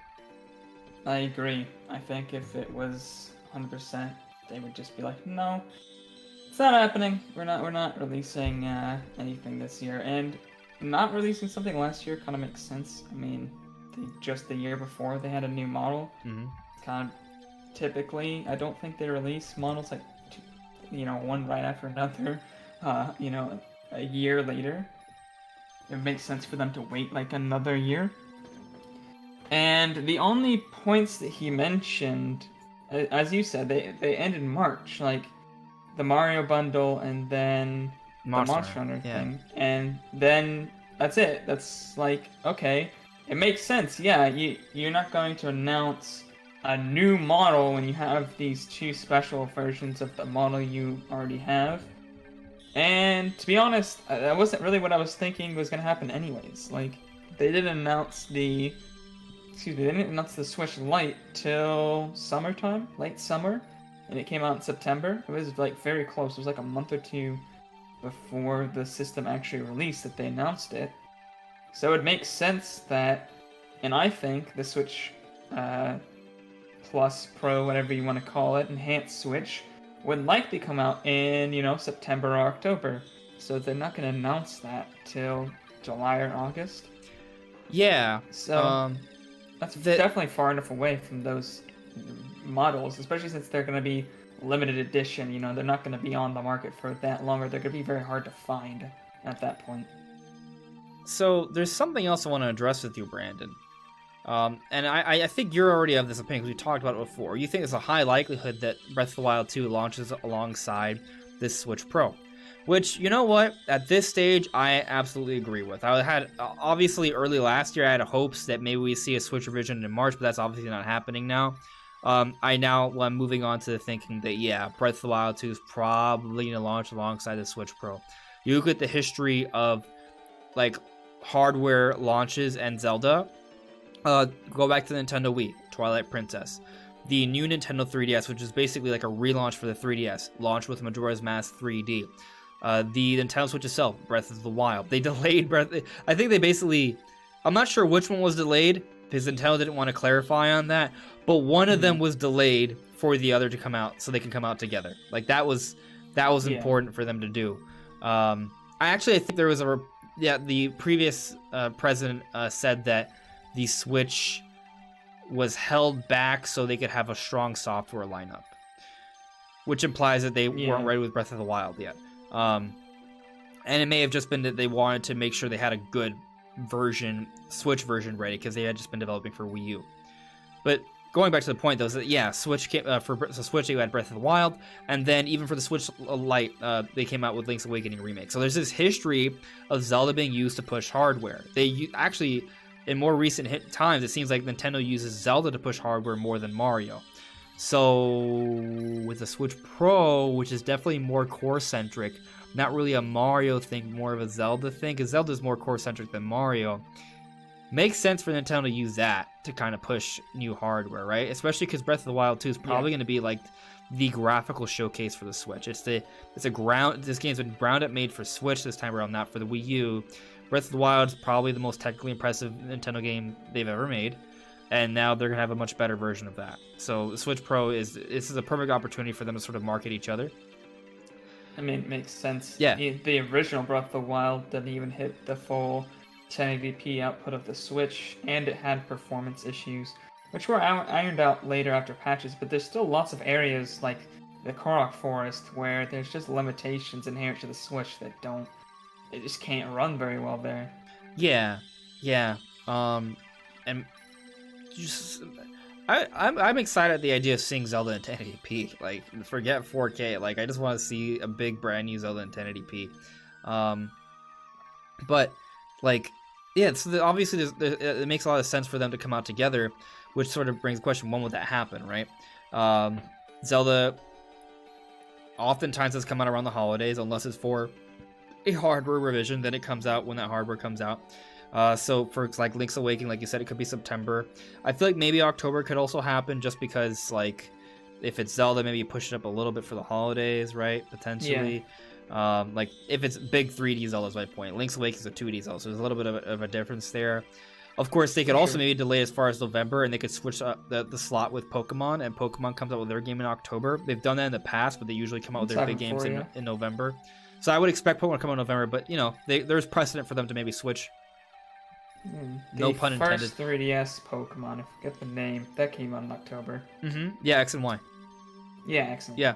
Yeah, then after that it was just November. But there's something else I want to bring up to you, because we had a report from this Austrian retailer. I want to say GameWare. I might get the name wrong, because it's all off the back of my head. But they had a listing for Breath of the Wild 2 to come out in Q2. Now, just for perspective, this retailer also had a listing before anyone else for Kingdom Hearts Melody of Memories, and they were correct about it. So there's some history of them getting things right. I'm not saying that this is absolutely right. It may not be. It seems kind of crazy, actually. Just only crazy because Nintendo hasn't been marketing it. Like if Nintendo started marketing this like early last year, I would have thought, yeah, Breath of the Wild 2 could come out like summertime. But that's what Q2 would imply.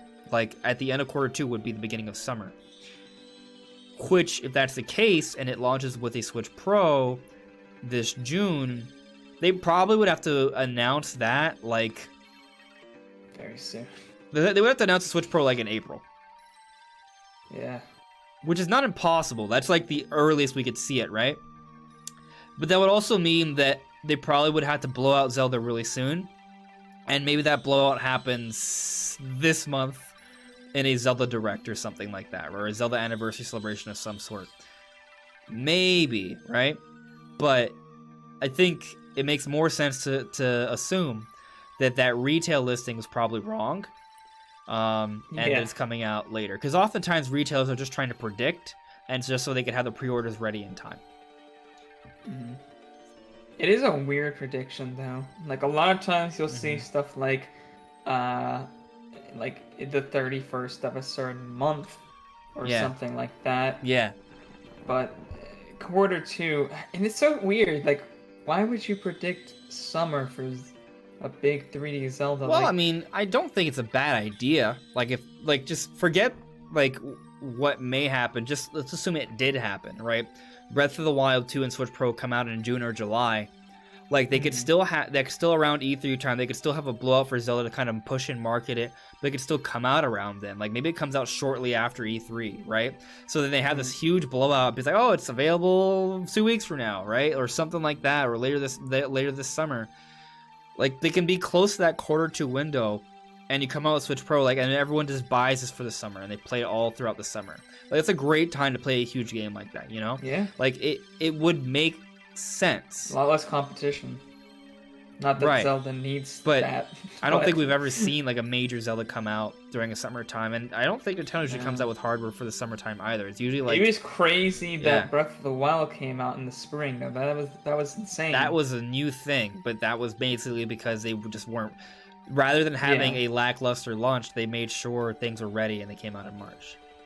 Right. Yeah. With them getting to pick any time slot they want, it is strange that they wouldn't want to directly compete with the big Sony and Microsoft games coming out in the holiday season. Because I assume that's when God of War will be coming out, and I also assume that's when Halo Infinite will be coming out. They're going to want competition. That makes sense, too.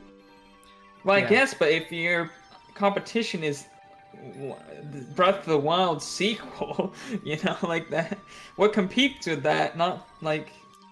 Yeah, I mean, Nintendo, like... We think about it, Nintendo could be poised to have a very, very strong year, right? Let's think about this.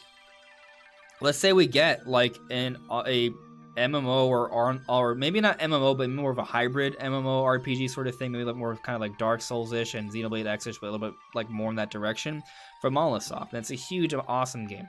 We get this big multiplayer game from the ARMS Mario Kart team. Those are two potentially really cool, awesome sellers. And that supports Breath of the Wild 2. And then we also get this new Donkey Kong game. We get Prime Trilogy and a 2D Metroid. We have Diamond Pearl remakes, new Pokemon Snap. There's Shin Megami Tensei 5 and Monster Hunter Rise.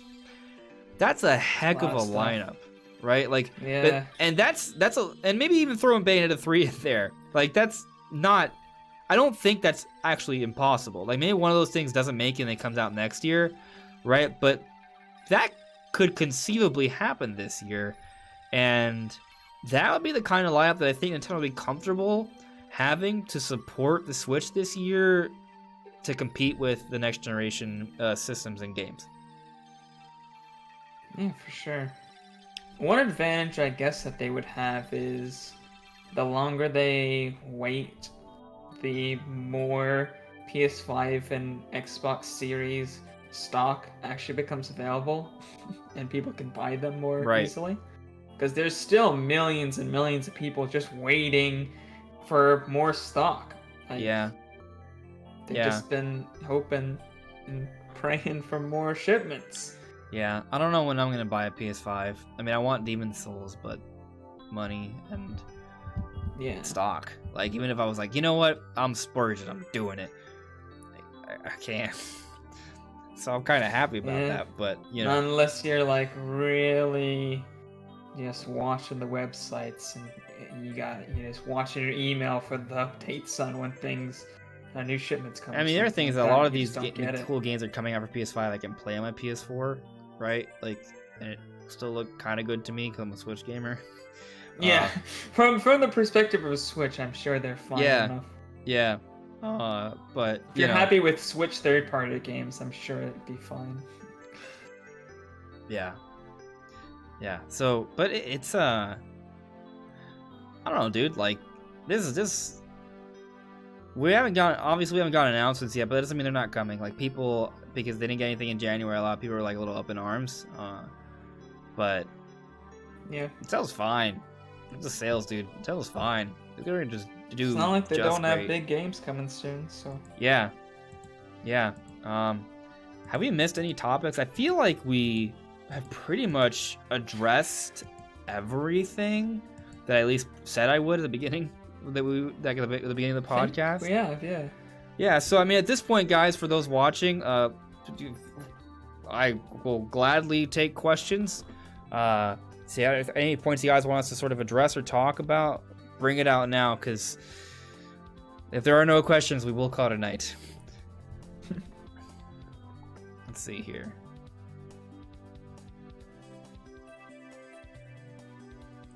All right, so Tony has a pretty cool question. Why does it seem like Nintendo just straight up gave up after the success of Animal Crossing?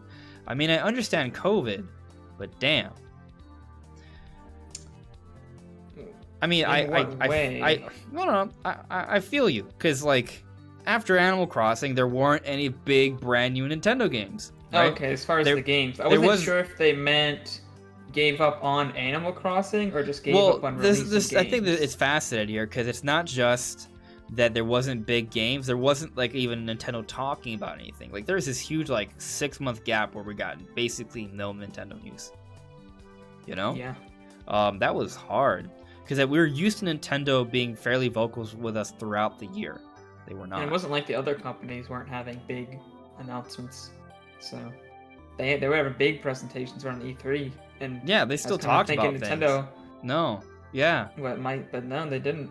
Right. I was like, surely they'll have a Direct to compete with these gigantic presentations that Sony and Microsoft. No, no. Yeah. So to answer your question, Tony, I think that part of it is that 2020 was always bound to be a bit of a slow year. And when you factor in the pandemic, that exacerbated it, so it seems even slower. And Nintendo was very, very careful about their messaging.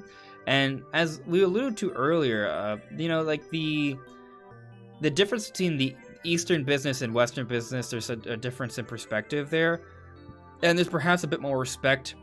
So they treat their announcements with more care and caution, especially during a pandemic, which could be a very sensitive issue.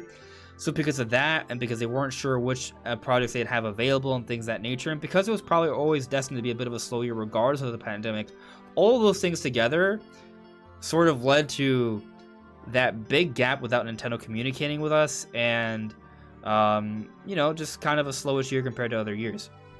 So that's why I think. I don't think it's because Nintendo gave up.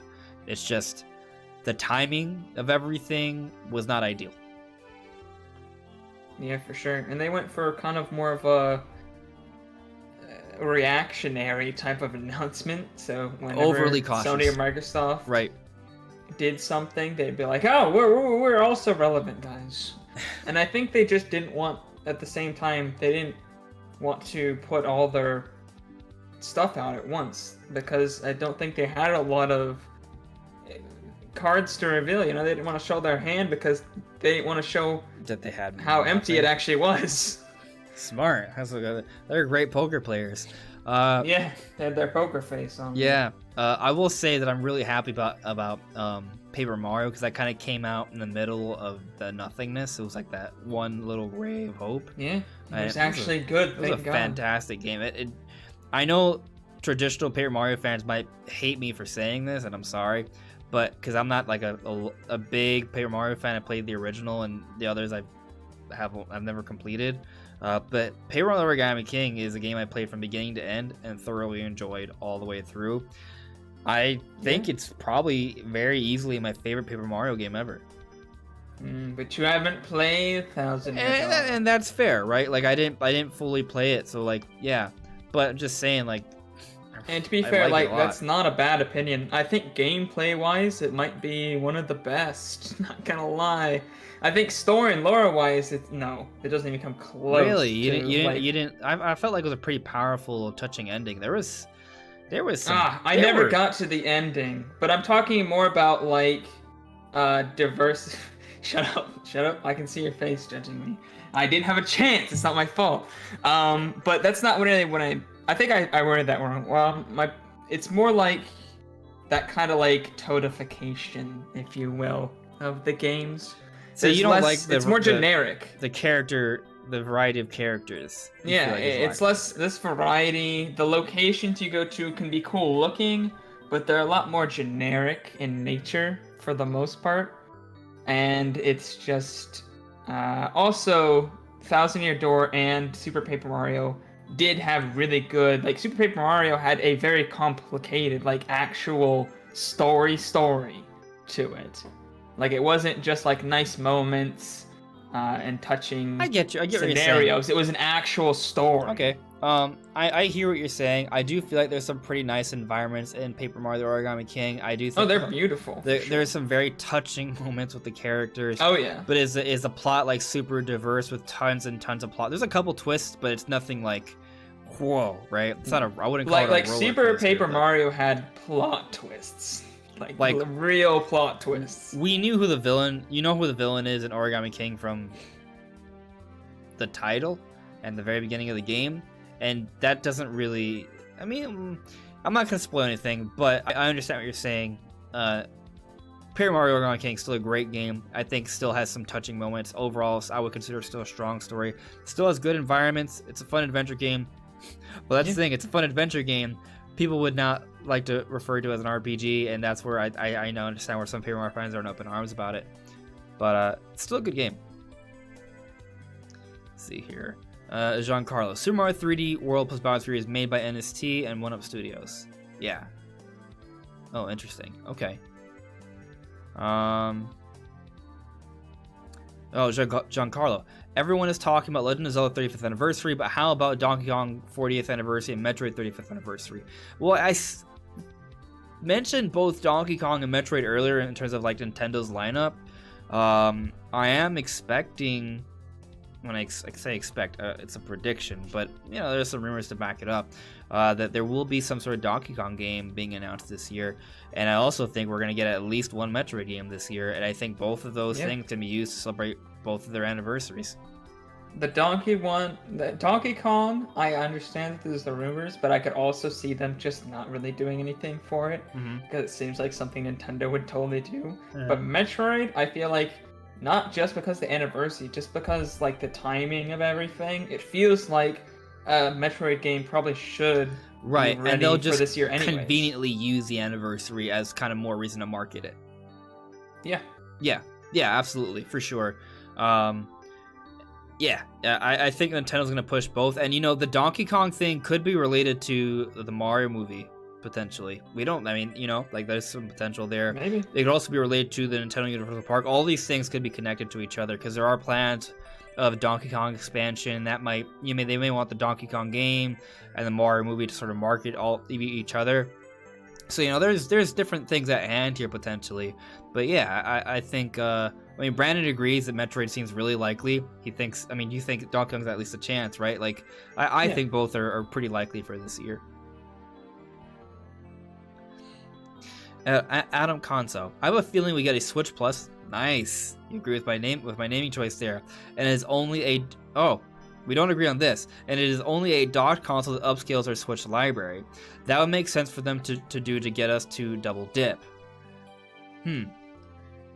Well. It's not impossible that they would do that. When you say only, I feel like whatever they come out with this year still is gonna have mobility to it. Maybe they have two different SKUs, and one is what you're saying, where there's like a docked only, or maybe it's just like a dock that you plug in your base Switch into, or something like that.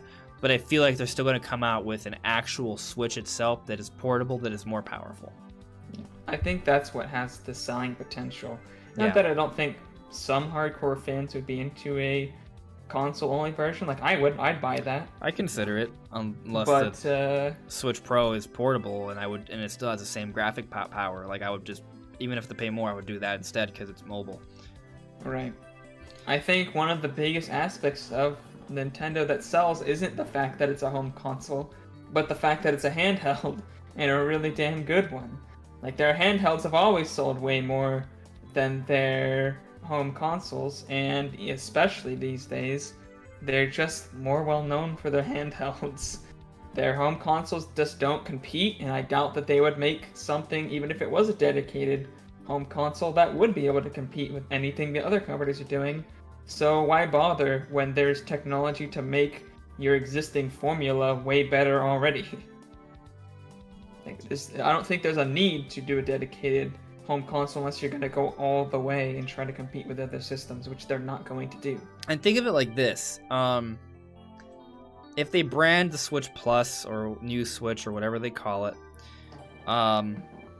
as kind of like the way Nintendo branded the new Nintendo 3DS, where it was almost like a relaunch for the system that eventually became the main version, and it was more powerful, games looked and ran better on it, it had better 3D technology as well.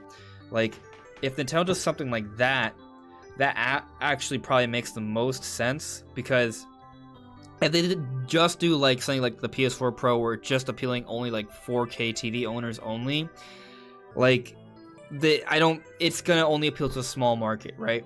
Or even if it's like a Switch only box, to your point, Brandon, like that's kind of if they kind of do more of a relaunch where this becomes like the main version eventually, there's more money to be had there, right? But I think they also could have like a separate SKU potentially where it is like a Switch only sort of like a dock only kind of thing, because we've seen Nintendo do some things like that in the past. I mean, obviously the Switch Lite is kind of in one direction, but it makes sense because it has sales potential because it's cheaper and mobile. But look at the new 2DS, for example, that just dropped 3D. There was also the Wii that. But there was like this other type of Wii that dropped some features. It was the Wii Family Edition, and it didn't have the GameCube usage. Right, it couldn't play GameCube discs anymore, and it didn't stand up. It was like a flat, like red and black box or something. Yeah. I would argue for the 2DS though that the 3D failed completely. It was not a big selling point for the console. It wasn't what sold the system. But my point is, there is a history of Nintendo coming out with like cheaper, weird versions that are kind of meant for like just a smaller market. So they could still do something like that. But I think the big main thing is going to be like a mobile system. Yeah. I mean, I'd buy a dedicated Nintendo console. I'm just not sure that there's enough people who would. It depends on what it is. Exactly. So we'll see. I got a super chat from Taker610 again. Thank you very much, Taker. Taker said, seems to be a bad microchip shortage all over. And I mean, that could potentially lead to like releasing of hardware, right? Maybe that's why Nintendo's actual forecast is a little bit, although they said that that's not why their forecast was low in the Q&A for everything. I think they may be referring to the PS5 and Xbox Series shortage, actually, because I'm pretty sure that came out along like when we were talking about that, so that might be what they're referring to. Okay. And we actually have heard that they produced like 6 million for the launch for the PS5s, and like over 1 million of them just weren't up to snuff. Okay. So that is an issue. Ooh, that does sound pretty bad. Well, hopefully Nintendo's fine. Nintendo fanboy over here doesn't care about the others. It was still the biggest launch for any of the PlayStation systems, period, though. And when you consider they only had, 2 million pre-orders for Switch? 4 million plus is not that bad. There was just a huge demand, and of course scalpers as well. Kind of screwed that up. Yeah, for sure. There's still have plenty of questions here in chat. Let's see here. Jonathan Marks Gamer, Pokemon Diamond and Pearl remakes thoughts. I think they're real. Probably gonna happen. I think they're happening. I mean, I had a whole video. You can check my channel. It was just a few weeks ago. I kind of talk about all the reasons why I think it's happening. I even mentioned at the very beginning that there's like this credible sort of site that's leaking it as well. By leak, just basically saying it's happening. I expect it for sure. There's a lot of reasons really it's mounting. But if you just take a look at what's his face? Masuda's Twitter page. He just has Psyduck everywhere. He teases a Pokemon game every single year. Why Psyduck? I mean, that's a Gen 1 Pokemon, but Psyduck is the only main in-game event where Psyduck takes a part of is in Gen 4. So, could be something related to that, maybe. Let's see here. Taker had another question. Have you and Brandon done any game reviews on your channels? If not, would you consider it? So, we have. Yeah, we have, but it's been a while. They earlier on. Don't do well. Nobody watches them, so at least on my channel, and I'm pretty sure we talked about this before privately, that it was just like not something that did well on our channels, so we didn't really continue. Yeah, part of the problem is that as smaller content creators, the reviews just at least this is a couple of years ago when I tried them though, so like the channel's a little different now. Maybe it'll work. I'll also say, I mean, am I allowed to talk about? I'm pretty sure I am, but like I would like to eventually become an official Nintendo ambassador, and if that happens, they may send me games to sort of play and review ahead of time. At which point it becomes a lot easier to do reviews, because part of the problem with the reviews is that people watch reviews because they want to learn about the game and see if it's worth buying and playing, right?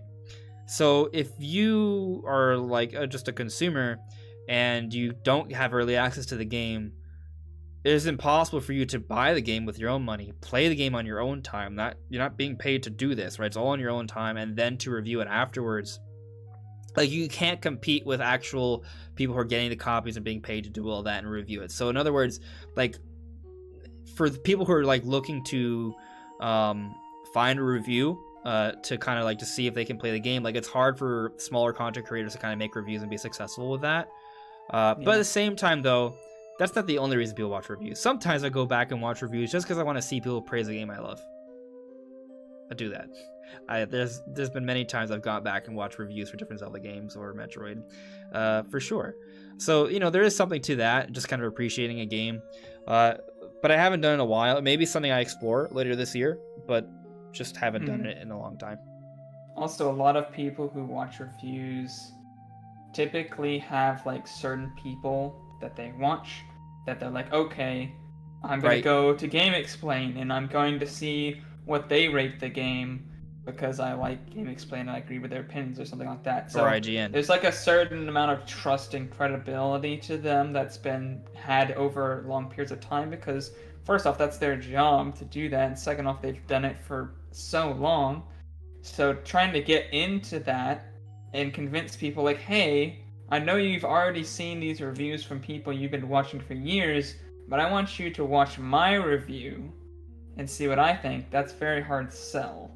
Yeah, I'll also say there's a lot of the mainstream sites. There's like I'm not trying to like this is a blanket criticism, right? I'm not pointing any fingers, but there are some that I just feel like the people that play those particular games don't have as best of a background as some others. So, but they're more mainstream. People go to those particular sites. So whenever I have friends that talk about it, like, oh yeah, I saw this review. It's like, oh really? You saw that review from them? Oh, okay. Like, so we all know the 3 letters that make up the website name for the most criticized reviews, but I won't say it. I mean, sometimes they do good reviews, but it's not always. Again, just blanket statements like they're definitely the most criticized. Yeah. But just kind of moving on to the chat here, because there's a few questions and probably should end the podcast relatively soon. Brandon, we got work in the morning. Who dat man? When do you think the Mercury Steam 2D Metroid will come out? I feel like it will come out later this year. I wanted to say that too, but I also feel like Prime Trilogy is coming out this year. And I think there's room for both to still come out this year, but I think it comes, like, for example, I feel like it makes more sense to see 2D Metroid, like, this summer, and then have Prime Trilogy come out, like, in September. Or, well, I think that technically the anniversary is in August, so I don't know, it's tough. It's tough. Now, I mean, they can come out around the same time. They can come out a couple months apart. They don't have to be, like, split into 2 different halves of the year. But it's also possible one of those games gets like pushed up until the beginning part of 2022, and Prime 4 comes out holiday 2022. So it's really hard to say for sure if we're gonna get both 2D Metroid and Prime Trilogy this year. I do think at least one of them. I'm hoping for 2, but I think the clock's kind of ticking a little bit because I feel like there's got to be space between them. So as we go through 2021 and we don't get an announcement for them, it gets a little bit more challenging, you know what I mean? But I'll go back to my whole Fortnite argument. I get a lot of comments like, oh, how dare you bring up Metroid for Fortnite, but this is just the way the business works. Halo's in Fortnite now, God of War's in Fortnite now. If Nintendo's planning some sort of Metroid release this year, they're gonna get Samus involved with Fortnite, I believe. I mean, not necessarily, but like, I think it's just strange that the only company of the big 3 that wasn't involved with the crossover event is Nintendo, but there's still a couple months left in the season for them to take advantage of the crossover event, because we're still getting announcements of characters. So if there's a Direct in February or March, during that Direct they can make that announcement, which would probably come in conjunction with a Metroid announcement, which would all just be to sort of further market Metroid. So for those of you who hate Fortnite, hate the idea of Metroid being in Fortnite, it's actually a good thing for Metroid because it would help to push and market Metroid, thus leading to more sales, which would then lead to more games, which is great for us Metroid fans because we want more games. So, there is a logical reason for this to want this, even if you hate the idea of it. But, I think we're getting a Metroid announcement relatively soon. It's just relatively soon. It could be by this summer, but I hope sooner. Solidus added me. If Breath of the Wild 2 releases this year, do you think Twilight and Wind Waker HD will be the 3D world of the anniversary and release early 2022 instead of 2021? You know what? Actually, that is kind of what I'm maybe thinking. I could see maybe I could see like a Skyward Sword come out like maybe May or June, like you suggested earlier, Brandon. Breath of the Wild 2 is like that October or November game, and then maybe around March we get the Twilight Princess Wind Waker HD kind of compilation. I could see something like that. Yeah, and then throughout the year we still get like some eShop releases or something. It'd be nice. Oh, but really cool. What if we, instead of getting like a two game pack, what if we get a 4-game pack? And it's Ocarina of Time, Majora's Mask that basically have the 3 All-Stars sort of rework, and they have Wind Waker and Twilight Princess all in one package. I'd take it. I doubt it would happen. Yeah, I'd take it. We'll see. Also, like, Triforce Edition, like getting 3 games in one, this is kind of like, there's definitely something they can maybe do with that. I don't know which games they would pick, because I feel like Skyward Sword would be separate. But also, to make an argument for Skyward Sword HD being a part of a compilation, I could see Nintendo not adding dual analog controls and just only having motion. And that wouldn't work as a singular release, but if it was a part of a compilation with Twilight Princess and Wind Waker, they could get away with it. Yeah. I don't know if they do that then. I hope not. I'm just saying, I think it's possible. Yeah, but moving on. Bob Tom, when do you think Odyssey 2 is coming out? Also, which is more likely, Odyssey 2 or Galaxy 3? You're gonna hate me for this. I don't think Odyssey 2 is coming out anymore. I think Odyssey 2 is more likely than Galaxy 3, though. However, I think what's even more likely... Say it again? I said I doubt they'll go back to the Galaxy formula. I mean, they reuse components of the Galaxy formula already. I mean, technically, the Galaxy formula sort of started in Mario Sunshine. Right. So there's elements of that in the different games. I think they're just working on the next 3D Mario now. I mean, it's still gonna. I think it's still gonna feel a lot like Odyssey, in the sense that it's gonna be open.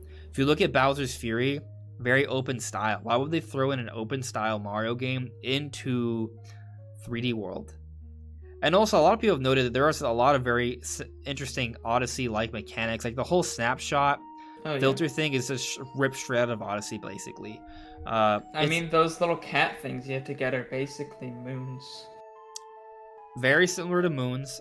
They're called shines, though, which is kind of more of a paying homage to Sunshine. But it does kind of feel a lot like some sort of Odyssey DLC sort of thing. So it's possible that maybe at one point they were planning Odyssey DLC and they just delayed that and reworked it for 3D World and made it Bowser's Fury, you know? I could see something like that. Maybe that's what happened. Or, you know, but my main point with this is just that because of Bowser's Fury, I don't think they're working on Mario Odyssey 2, especially because they had Bowser's Fury and they didn't bring up any new 3D Mario during the 35th anniversary. Like at the very, like, maybe we get a new 3D Mario in 2022. That's not out of the question. But if we're talking about new 3D Mario, usually 3D Mario games don't come out in the late part of a system's life cycle. I want to say Mario Galaxy 2 came out 2010. But that was what? No, or was it 2009? Don't remember. No, I think I'm gonna fact check this. Mario Galaxy 2, because the Wii came out in holiday 2006. All right, so Mario Galaxy 2 came out May 2010. So it came out like 3.5 years after. No, it came out 2.5 years. 2.5 years after Mario Galaxy 1. Mario Odyssey came out in 2017. We're already in 2021, and it doesn't look like it's coming out this year. So then we're gonna be in the 5th year for the Switch. Maybe they come out with maybe Mario Odyssey sequel in 2022. If it happens, that's when it's happening, by the way. Like, if there is a Mario Odyssey 2, it's 2022. But if it's not in 2022, then I think that means that they're saving a big, brand new 3D Mario game, not with the Odyssey name, for as a launch window or launch title game for the next generation Nintendo system coming out in 2023.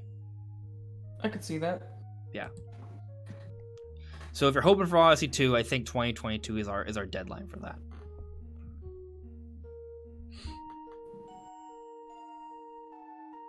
Koopa Slayer, do you think we'll ever get another new isometric style Zelda game like Link's Awakening? I would really like a brand new Zelda game in the style of the new Zelda Link's Awakening. I think Nintendo is going to continue to make 2D Zelda. They're not going to stop. Yeah. Yeah. I would love to see a 2D Zelda made from the ground up. Yeah. For the Switch. I think there's probably, we talked about earlier, Nintendo's coming out with a Zelda game every single year. Maybe they have 2D Zelda come out in 2022, you know? That's an option. Pretty sure there was an interview where Aonuma talked about doing a 2D Zelda game. And not like the remake that we got, but like an actual 2D Zelda game for the Switch, like he was interested in. But that was like 2017 or 2018 when he said that. Yeah. I don't know, man. We'll see. Paintfat, we kind of talked about this already, but Paintfat Purple asks, you still believe in a new 2D Metroid this year? I believe something Metroid this year, for sure. Yeah. And I think 2D Metroid is real. It's just a question of is it coming out this year or early next year.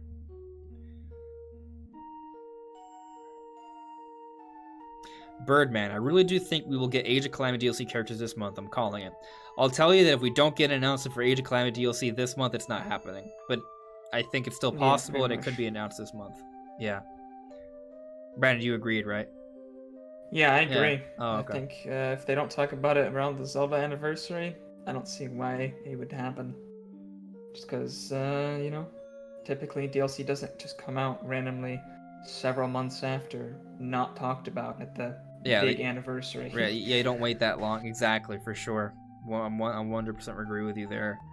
Birdman said, or suggested maybe a side story of Astor. I think that is what one of the options they would do for that, for sure. Like, just kind of expand on certain characters that we didn't see all the story for in Age of Calamity.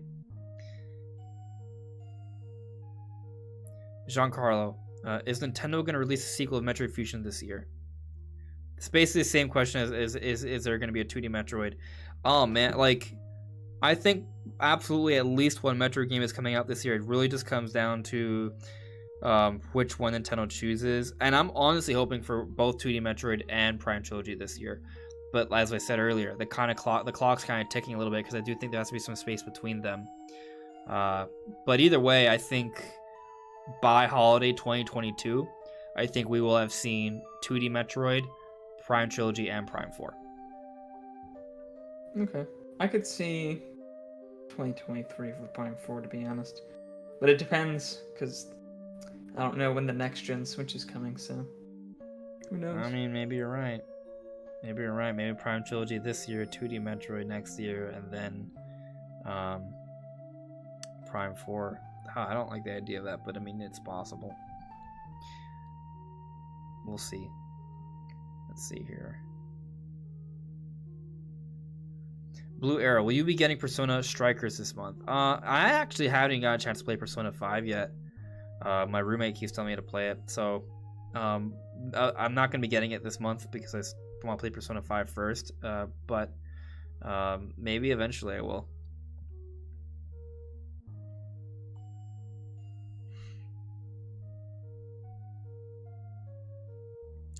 Tony, Xenoblade this year, yes or no? Xenoblade, no. I'm going to say no. No. A Monosoft game, perhaps. Yeah, I agree. I mean, I want to see Xenoblade 3, but I think we're going to wait a little bit longer. It makes sense for them to do the new IP first. Yeah, I could see them releasing Xenoblade Chronicles 3 on the next-gen system, to be honest. Yeah. Birdman, do you really think Zelda will be playable in Breath of the Wild 2? I firmly believe that she will be playable because of Age of Calamity. I don't necessarily think she'll be playable like Link. I think that's an option. I do think she's going to have a more involved role in the story and hopefully gameplay as well. I brought this up before, but if Bowser's Fury is any insight into what the Mario team is working on, I think that also in turn could be insight into what the Zelda team is working on because they do share ideas. If you just look at Mario Odyssey and Breath of the Wild, there was communication between both teams, I would say. But my point is simply that maybe they are playing around with like companion character mechanics. I'm alluding to Bowser Jr. here. So maybe that also perhaps means that the Zelda team is playing around with companion character mechanics for Zelda. And maybe she's kind of like involved with the gameplay to some extent. Maybe she's playable. Maybe she's like playable sometimes. Maybe she just does things alongside of you, kind of like what we see in God of War between the Kratos and his son. Right. I definitely think she's gonna play more of a role with the story at the very least. She's gonna play a more prevalent role with the story. But I'm hoping something to the gameplay. I'll give you this. I'll be slightly disappointed if she's not somewhat involved with the gameplay, but it's really hard to say. I think based off the evidence we've been given, though, it is suggestive that she will be playing a much larger role in the game overall. Yeah. She could play like she was a lot more of a role in Spirit Tracks. She was involved in the gameplay with that, right? Game, so. Yeah, so it's been done before. But no, I don't think she'll be outright playable. Not like as a main character. Maybe in like certain segments you can control her, but like I don't think she'll just be like, oh, I'm switching to being Zelda now. So there's in Wind Waker you can briefly play as Maker and Medley for particular dungeons, for particular sections, and that was pretty fun because they had their own unique mechanics, and it was cool to play as them for a little bit. But considering Zelda's character, she's not a fighter. Link is her bodyguard. Link fights for her. Zelda is more, I mean, she's a mage. She has the goddess powers, so it's not like she can't fight. But at the end of Breath of the Wild, she lost her powers. Now, perhaps only temporarily, and throughout Breath of the Wild too, as you progress, her powers build up. But point is that she's never really been a warrior. She's a scholar. So I could see her being more of like the Navi kind of character. Not saying she's going to be giving us dialogue for everything, although that might be interesting if they do it right. It could be kind of like Metroid Prime scans, but Zelda talking, you know? Which could be really cool, especially if they have a lot more exotic life and characters, because they came back since the Calamity Ganon has been repelled and life is more like habitable, at least before Ganondorf is resurrected, so it's still there. Like, she could do something like that, and Link's the fighter, basically, is my point. It just makes sense with her character. But, you know, she could still do platforming. She does look, she's traveling around, Link moving around and stuff. She has more sporty gear. She cut her hair, which implies like she can help out with puzzles. She might have different abilities that Link doesn't have. Right, with puzzles she could be more involved with. And maybe she's the one who's using the Sheikah Slate, right? Maybe that's something that Age of Calamity teased. Like, that maybe that's why Link doesn't have it, because Zelda's using it, you know? Because in the flashback, Zelda was the one using the Sheikah Slate initially anyway. True. It's an interesting idea, right? Like, it's interesting, like, because we've talked about how Age of Calamity could potentially tease something, and I just realized that could be another one right there. Zelda being one control of the Sheikah Slate. We'll see, though. Let's see here.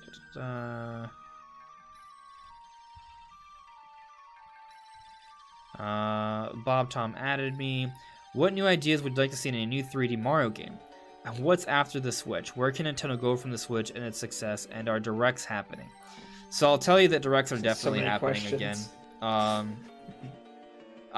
We may have to wait a little while, but Directs will come back again for sure.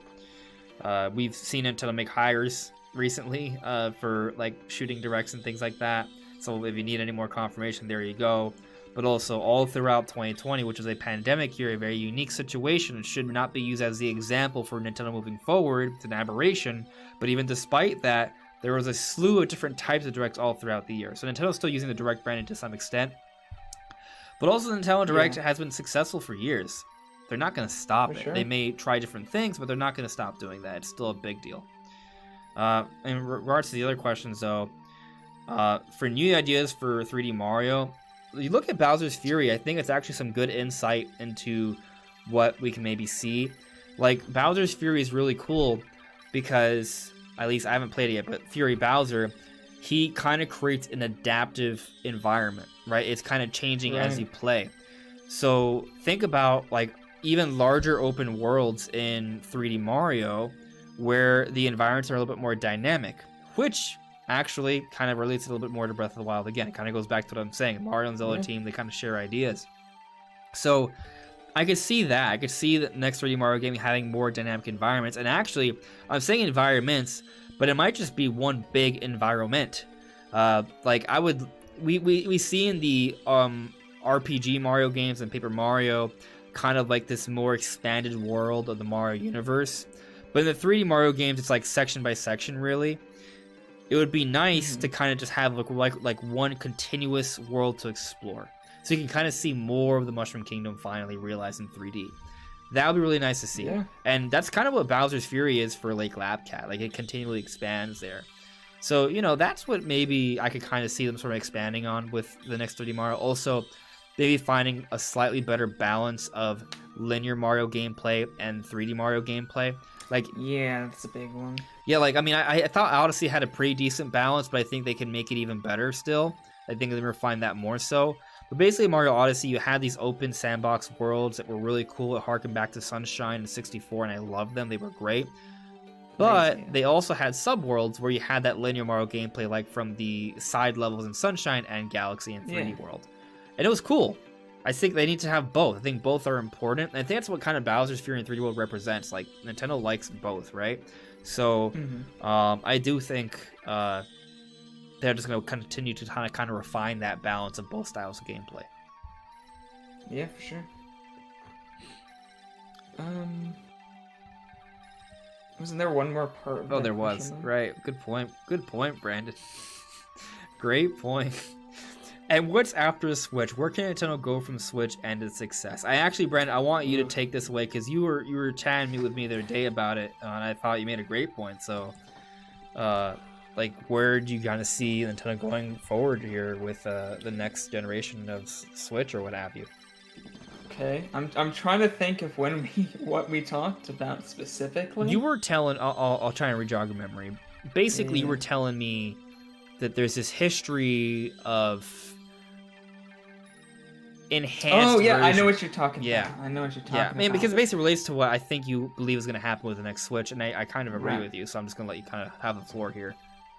So a lot of times with Nintendo systems, we've seen them...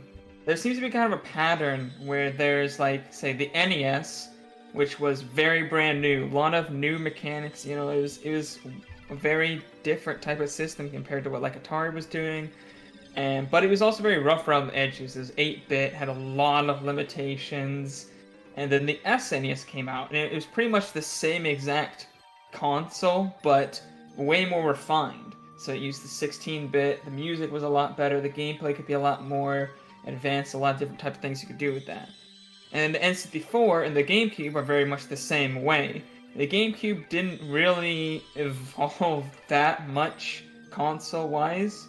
It was just more like a refinement of what the N64 did. It had a little bit new stuff, obviously a new controller, and a few more buttons and things like that, but it wasn't like super different conceptual-wise to it. And then the Wii to the Wii U, they did the same thing. Now, this didn't always work out. Sometimes, obviously, like the Wii U was a flop. But generally, if they had a good idea to start with the next time around, it became a lot more refined. It became an even better version of that. And I think that might be what they did with the Switch, too. The Switch 1, you know, very great console, super innovative, super great concept. But as far as the hardware itself goes, very, very limited. It's a very weak system compared to even the weakest last-gen systems. So I think what they'll do is they'll refine what they've already done. I mean, it works so well for them, and unlike the Wii to the Wii U, this is a business model that can last a long time, that has the potential to keep going and not just be a fad. Right. So I think that's what they'll do. They'll refine that. You'll see a lot more stable frame rates, a lot higher FPS, or resolution, I mean. And maybe less issues with like the controllers and things like that. Maybe we'll actually have Bluetooth support, and we'll have maybe actually headphone jacks on things. That'd be nice. Adaptive triggers. Who knows? Better versions of HD Rumble. We see the PS5 controller kind of took the HD Rumble concept to the next level. So maybe Nintendo will refine that even further on their next gen console. So native I think it's going to be more of a... Yeah, native 4K would be nice, or DLSS 4K or something like that. Well, I mean, we think the Switch Pro will have some 4K capability, but like whatever the next generation will be able to like fully kind of like, it'll be a lot more of it'll be done even better, right? Like you look at PS4 Pro versus PS5, like that. They may even look to speed up loading times on the next Switch, so they can better SSD in there would be nice. Ooh, yeah, imagine an SSD inside a next generation Switch. Like that's something else to consider as well. So this definitely things they can expand on, but it would basically just be a greatly enhanced next generation model. It gets a little complicated because I feel like this Switch revision could be more like a new 3DS, but then again, maybe it's not going to happen, right? Maybe we don't see a Switch revision, and then next year, 2022, we see the next generation Switch. And even if there's like a new 3DS style, I think there will be room way above what that system is. I mean, we just look at the Xbox One X and the Xbox Series X, and then the PS4 Pro and the PS5. It's kind of a similar sort of deal, right? So that's kind of where the industry is headed. So I could definitely see something like that too. I agree. Yeah. But I got a super chat here from Midnight Naomi. Thank you very much for the super chat, Naomi. They said, "Hey, Andres and friends. I never get to catch the podcast live, and tonight's not an exception. I have no idea I have no idea what you're talking about, but I just wanted to show some support. Keep up the good work. Thank you very much. I've been demoted to and friends. Oh no. Well, it sounds like Midnight Naomi was just stopping by, you know? Because we did change your name to NodnarB. True. Nobody even knows who I am anymore. Yeah. Brandon's channel is linked in the description below, guys, so make sure to check out his channel. But thank you very much, Naomi. I'm glad you could stop by. Let's see here. What it is. Okay, we got that one. Super Chris, if you want to play Persona 5, I recommend Persona 5 Royal. Noted, my friend. Hello there, Armchair Analysis. How you doing?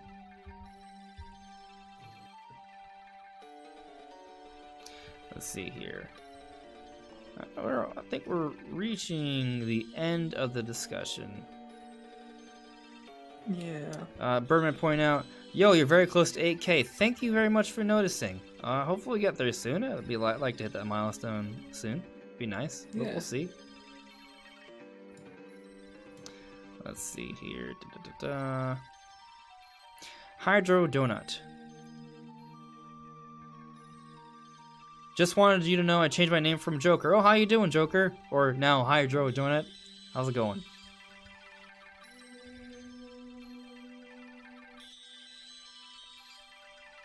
See, Javier Vasquez. Man, I'm so hyped for the 35th anniversary.